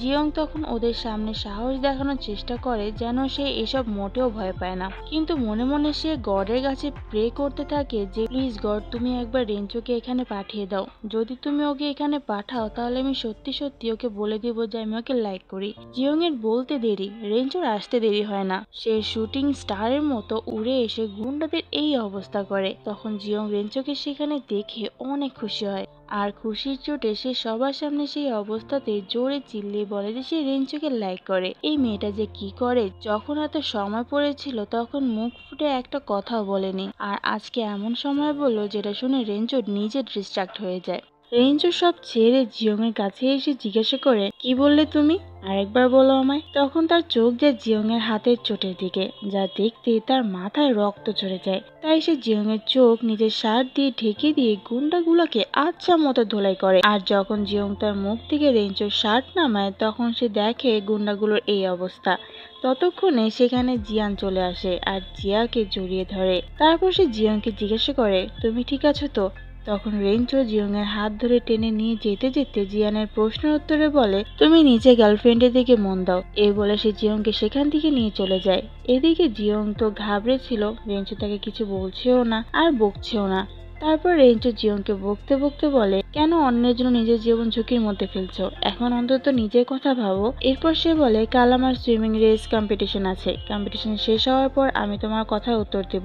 এরপর রেঞ্জু কম্পিটিশনের দিন দেখায় যেখানে জিয়ং রেঞ্জুকে চিয়ার আপ করতে আসে। প্রতিবারের মতো এবারেও রেঞ্জু জিতে যায়, তবে এবারের ব্যাপারটা আলাদা। এবার জিয়ং এর সম্পূর্ণ মনোযোগ শুধুমাত্র রেঞ্জুর উপরেই ছিল। এবার সময় এলো রেঞ্জুর কনফেশনের। জিয়ং খুব খুশি মনে সেদিকে যাচ্ছিল, আজ তাকে রেঞ্জু প্রপোজ করবে বলে কথা, কিন্তু সেখানে যেতে সে দেখে ক্যাম্পাস কুইনের হাতে ফুলের বুকে রয়েছে। এটা দেখে জিয়ং মনে করে রেঞ্চো ক্যাম্পাস কুইনকে প্রপোজ করেছে। এতে তার মন ভেঙে যায়, সে মন খারাপ করে সেখান থেকে চলে যায়। এদিকে রেঞ্চো ক্যাম্পাস কুইনের হাত থেকে ফুলের বুকেটা কেড়ে নিয়ে বলে, এটা তোমার জন্য নয়। ক্যাম্পাস কুইন তখন রেঞ্চোকে বলে, এখন যা হবার তো হয়ে গিয়েছে, জিয়ং আমাদেরকে একসাথে দেখে মিসআন্ডারস্ট্যান্ড করে নিয়েছে। এই কথা শুনে রেঞ্চো জিয়ংকে বোঝাতে যেতে নেয়, তখন ক্যাম্পাস কুইন ওকে আটকে দিয়ে ওর মনের কথা রেঞ্চোর কাছে এক্সপ্রেস করে। ঠিক তখনই জিয়ং সেখানে এসে ক্যাম্পাস কুইনকে রেঞ্চোর থেকে দূরে সরিয়ে রেঞ্চোকে বলে, তুমি বলেছিলে কম্পিটিশন শেষে তুমি আমার উত্তর দেবে, আগে আমাকে রিজেক্ট করো, তারপর ক্যাম্পাস কুইনকে প্রপোজ করো। সত্যি করে বলো তো, আমার সাথে একসাথে থেকে আমার প্রতি তোমার কোনো ফিলিংস তৈরি হয়নি? জিয়ং এর একাই বকবকানি শুনে রেঞ্চো স্মাইল করে, আর তারপর সুযোগ পেয়ে সে জিয়ংকে তার মনের কথা বলে দেয়। সাথে এটাও জিজ্ঞাসা করে যে তুমি কি আমার গার্লফ্রেন্ড হবে? জিয়ং খুশি হয়ে রেঞ্চোর প্রপোজালে হ্যাঁ করে দেয়। আর এদিকে ক্যাম্পাস কুইন এইসব দেখে সহ্য করতে পারছিল না। তখন সে জিয়ংকে বলে, দিস ইজ নট ফেয়ার জিয়ন, আমাকেও বলার সুযোগ দাও। জিয়ং তখন ক্যাম্পাস কুইনকে বলার সুযোগ দিয়ে সেখান থেকে চলে আসে। রেঞ্চো অবাক হয় যে এটা কেমন মেয়ে আবার, যে নিজের বয়ফ্রেন্ডকে অন্য মেয়ের হাতে ছেড়ে দিয়ে চলে যায়। পরে বাইরে আসার পর জিয়ং এটা রিয়েলাইজ করে যে সে এটা কি করলো। তার তো উচিত ছিল ক্যাম্পাস কুইনের সামনে রেঞ্চোর হাত ধরে সেখান থেকে নিয়ে আসা। ওদের রিলেশনশিপের ওদের কাছে একসেপ্টেবল হওয়ার পর ওরা বুঝতে পারছিল না যে তারা গার্লফ্রেন্ড বয়ফ্রেন্ড হওয়ার পর একে অপরের সাথে কিভাবে ট্রিট করবে। অন্যান্য কাপলদের দেখে জিয়ংও চেয়েছিল রেঞ্চোর সাথে রোমান্টিক সিন ক্রিয়েট করতে, বাট রেঞ্চো তো সেসব বুঝেই না, উল্টে জিয়ংকে একটা বাচ্চার মতো ট্রিট করে। কারণ রেঞ্চো জিয়ংকে অনেক ভালো করে জানে, ওর কখন কোনটা লাগবে না লাগবে সবকিছু সে আগ থেকে জানে, যার ফলে তাদের মধ্যে রোমান্টিক সিন ক্রিয়েট হওয়ার আগে রেঞ্চো তার সামনে সবকিছু এনে হাজির করে। জিয়ং চেয়েছিল রিলেশনশিপে আসার পর সে আর রেঞ্চো ডেটে যাবে, একসাথে ঘুরবে ফিরবে, একসাথে সময় কাটাবে, কিন্তু না, রেঞ্চো তো তাকে ডেটে রোমান্টিক প্লেসে না নিয়ে গিয়ে লাইব্রেরিতে নিয়ে আসে জিয়ংকে পড়ানোর জন্য। জিয়ং এটা একদমই আশা করেনি যে তার ডেট হবে লাইব্রেরিতে। তাই জিয়ং এসবে ফ্রাস্ট্রেটেড হয়ে রেঞ্চোকে বয়ফ্রেন্ড বলার বদলে সিনিয়র বলে ডাকা শুরু করে, যেটা এবার রেঞ্চোর মনে গিয়ে লাগে। তাই সেও এবার চেষ্টা করে জিয়ং আসলে চায়টা কি তা বোঝার। পরে সে জিয়ংকে এটাও বলে দেয় যে খবরদার আমাকে আর কখনো সিনিয়র বলে ডেকেছ যদি। এরপর ওদের মধ্যে লং ডিস্টেন্স রিলেশনশিপও চলতে থাকে, কারণ রেঞ্চোকে তার কিছু কাজের জন্য দেশের বাইরেও যেতে হয়। দুজনকে অনেক মিস করতে বলে ওরা একে অপরের দেশে চলে যায় সারপ্রাইজ দিতে। জিয়ং তো রেঞ্চোকে মিস করতোই, কিন্তু রেঞ্চো জিয়ংকে একটু বেশি মিস করতো। সে জিয়ংকে এতটাই মিস করতো যে জিয়ং এর সাথে সারা রাত কথা বলার জন্য একটা অ্যাপ সফটওয়্যার বানিয়ে ফেলে, যে অ্যাপের নাম দেয় সে জিয়াওহি। জিয়ং জানতোই না যে সে এতদিন একটা অ্যাপের সাথে কথা বলতো। কিন্তু যেদিন রেঞ্চো দেশে জিয়ং এর সাথে দেখা করতে আসে তখন তার ফ্রেন্ডের মাধ্যমে রেঞ্চোর সিক্রেট ফাঁস হয়ে যায়। তো ওরা এই সময়টুকু একে অপরের থেকে দূরে থেকেও ওরা একে অপরের সাথে খুব সুন্দর টাইম স্পেন্ড করে। একদিন জিয়ং রেঞ্চোর জন্য নিজ হাতে খাবার বানাতে চেয়েছিল, কারণ বিয়ের পরও তো তাকে রান্না করে রেঞ্চোকে খাওয়াতে হবে, কিন্তু সে রেঞ্চোর জন্য রান্না করতে যেয়ে খাবারটার সাথে সাথে নিজের হাতটাও পুড়িয়ে ফেলে, যা দেখে রেঞ্চো জিয়ংকে অনেক বকে। সে জিয়ং এর থেকে তখন এটাও প্রমিস করিয়ে নেয় যে জিয়ং আর কখনো রান্নাঘরে ঢুকবে না, ফিউচারে যত রান্না করা হবে সব রেঞ্চো নিজে করবে। বাহ, এমন সময় জিয়ং এর মা বাবা ওদের বাসায় চলে আসে। জিয়ং তো জানতো না যে তার প্যারেন্টসরা এখানে আসবে। খাওয়ার সময় জিয়ং এর মা বাবা রেঞ্চোকে জিজ্ঞাসা করে, তোমার কি গার্লফ্রেন্ড আছে? রেঞ্চো বলে, হ্যাঁ আমি রিলেশনশিপে আছি। কিন্তু তবুও জিয়ং এর মা বাবা রেঞ্চোকে তার এক বন্ধুর মেয়ের কথা বলতে থাকে। তখন জিয়ং রেগে দাঁড়িয়ে গিয়ে বলে, তোমরা কেমন মা বাবা, হ্যাঁ, নিজের মেয়ের দুশ্মন হয়ে যাচ্ছ? আমি রেঞ্চোর গার্লফ্রেন্ড। এটা শুনে ওনারা দুজন তো অবাক হয়ে যায়। জিয়ং এর বাবা তো রেঞ্চোর সাথে হ্যান্ডশেক করে, কারণ সে জানে তার মতো রেঞ্চো জীবনে অনেক কিছু সামলাতে পারবে। তারপর সে রেঞ্চোকে বলে, জিয়ং আমার একমাত্র মেয়ে, ওকে তুমি কখনো কষ্ট দিও না, যেমনটা সব বাবারাই বলে থাকে। আর অ্যাজ ইউজুয়াল রেঞ্চো জিয়ং এর বাবাকে কথা দেয় যে সে জিয়ংকে সারা জীবন সুখে রাখবে। আর এদিকেও জিয়ং এর মা জিয়ংকে বুঝায়, রেঞ্চোর মতো ছেলেকে তুমি লাইফ পার্টনার হিসেবে পেয়েছো, তাই রেঞ্চোকে ধরে রেখো। মানে জিয়ং এর পরিবারের দিক থেকে সব ফাইনাল। এবার আসে রেঞ্চোর প্যারেন্টসদের সম্মতি নেয়ার পালা। রেঞ্চো আর জিয়ং ট্রিপে যাবে। তারা ট্রিপে যাওয়ার জন্য যখন এয়ারপোর্টে যায় তখন রেঞ্চোর বাবা মা সেখানে আসে, যাদের দেখে জিয়ং একটু ঘাবড়ে যায়। কিন্তু রেঞ্চোর মা বাবার কাছে জিয়ংকে খুব পছন্দ হয়, মানে তারাও জিয়ং আর রেঞ্চোর রিলেশনশিপটা মেনে নিয়েছে। এরপর ওরা ট্রিপে যেয়ে একে অপরের সাথে খুব সুন্দর টাইম স্পেন্ড করে। এই ড্রামার শেষ সিনে দেখায় জিয়ং এর বার্থডেতে রেঞ্জো জিয়ংকে একটু অন্যভাবে সারপ্রাইজ দিতে চায়। জিয়ং এর জন্য সে সুন্দর করে রুম সাজিয়েছে। সেখানে জিয়ং পানি ভেবে ভুলবশত ড্রিঙ্ক করে ফেলে।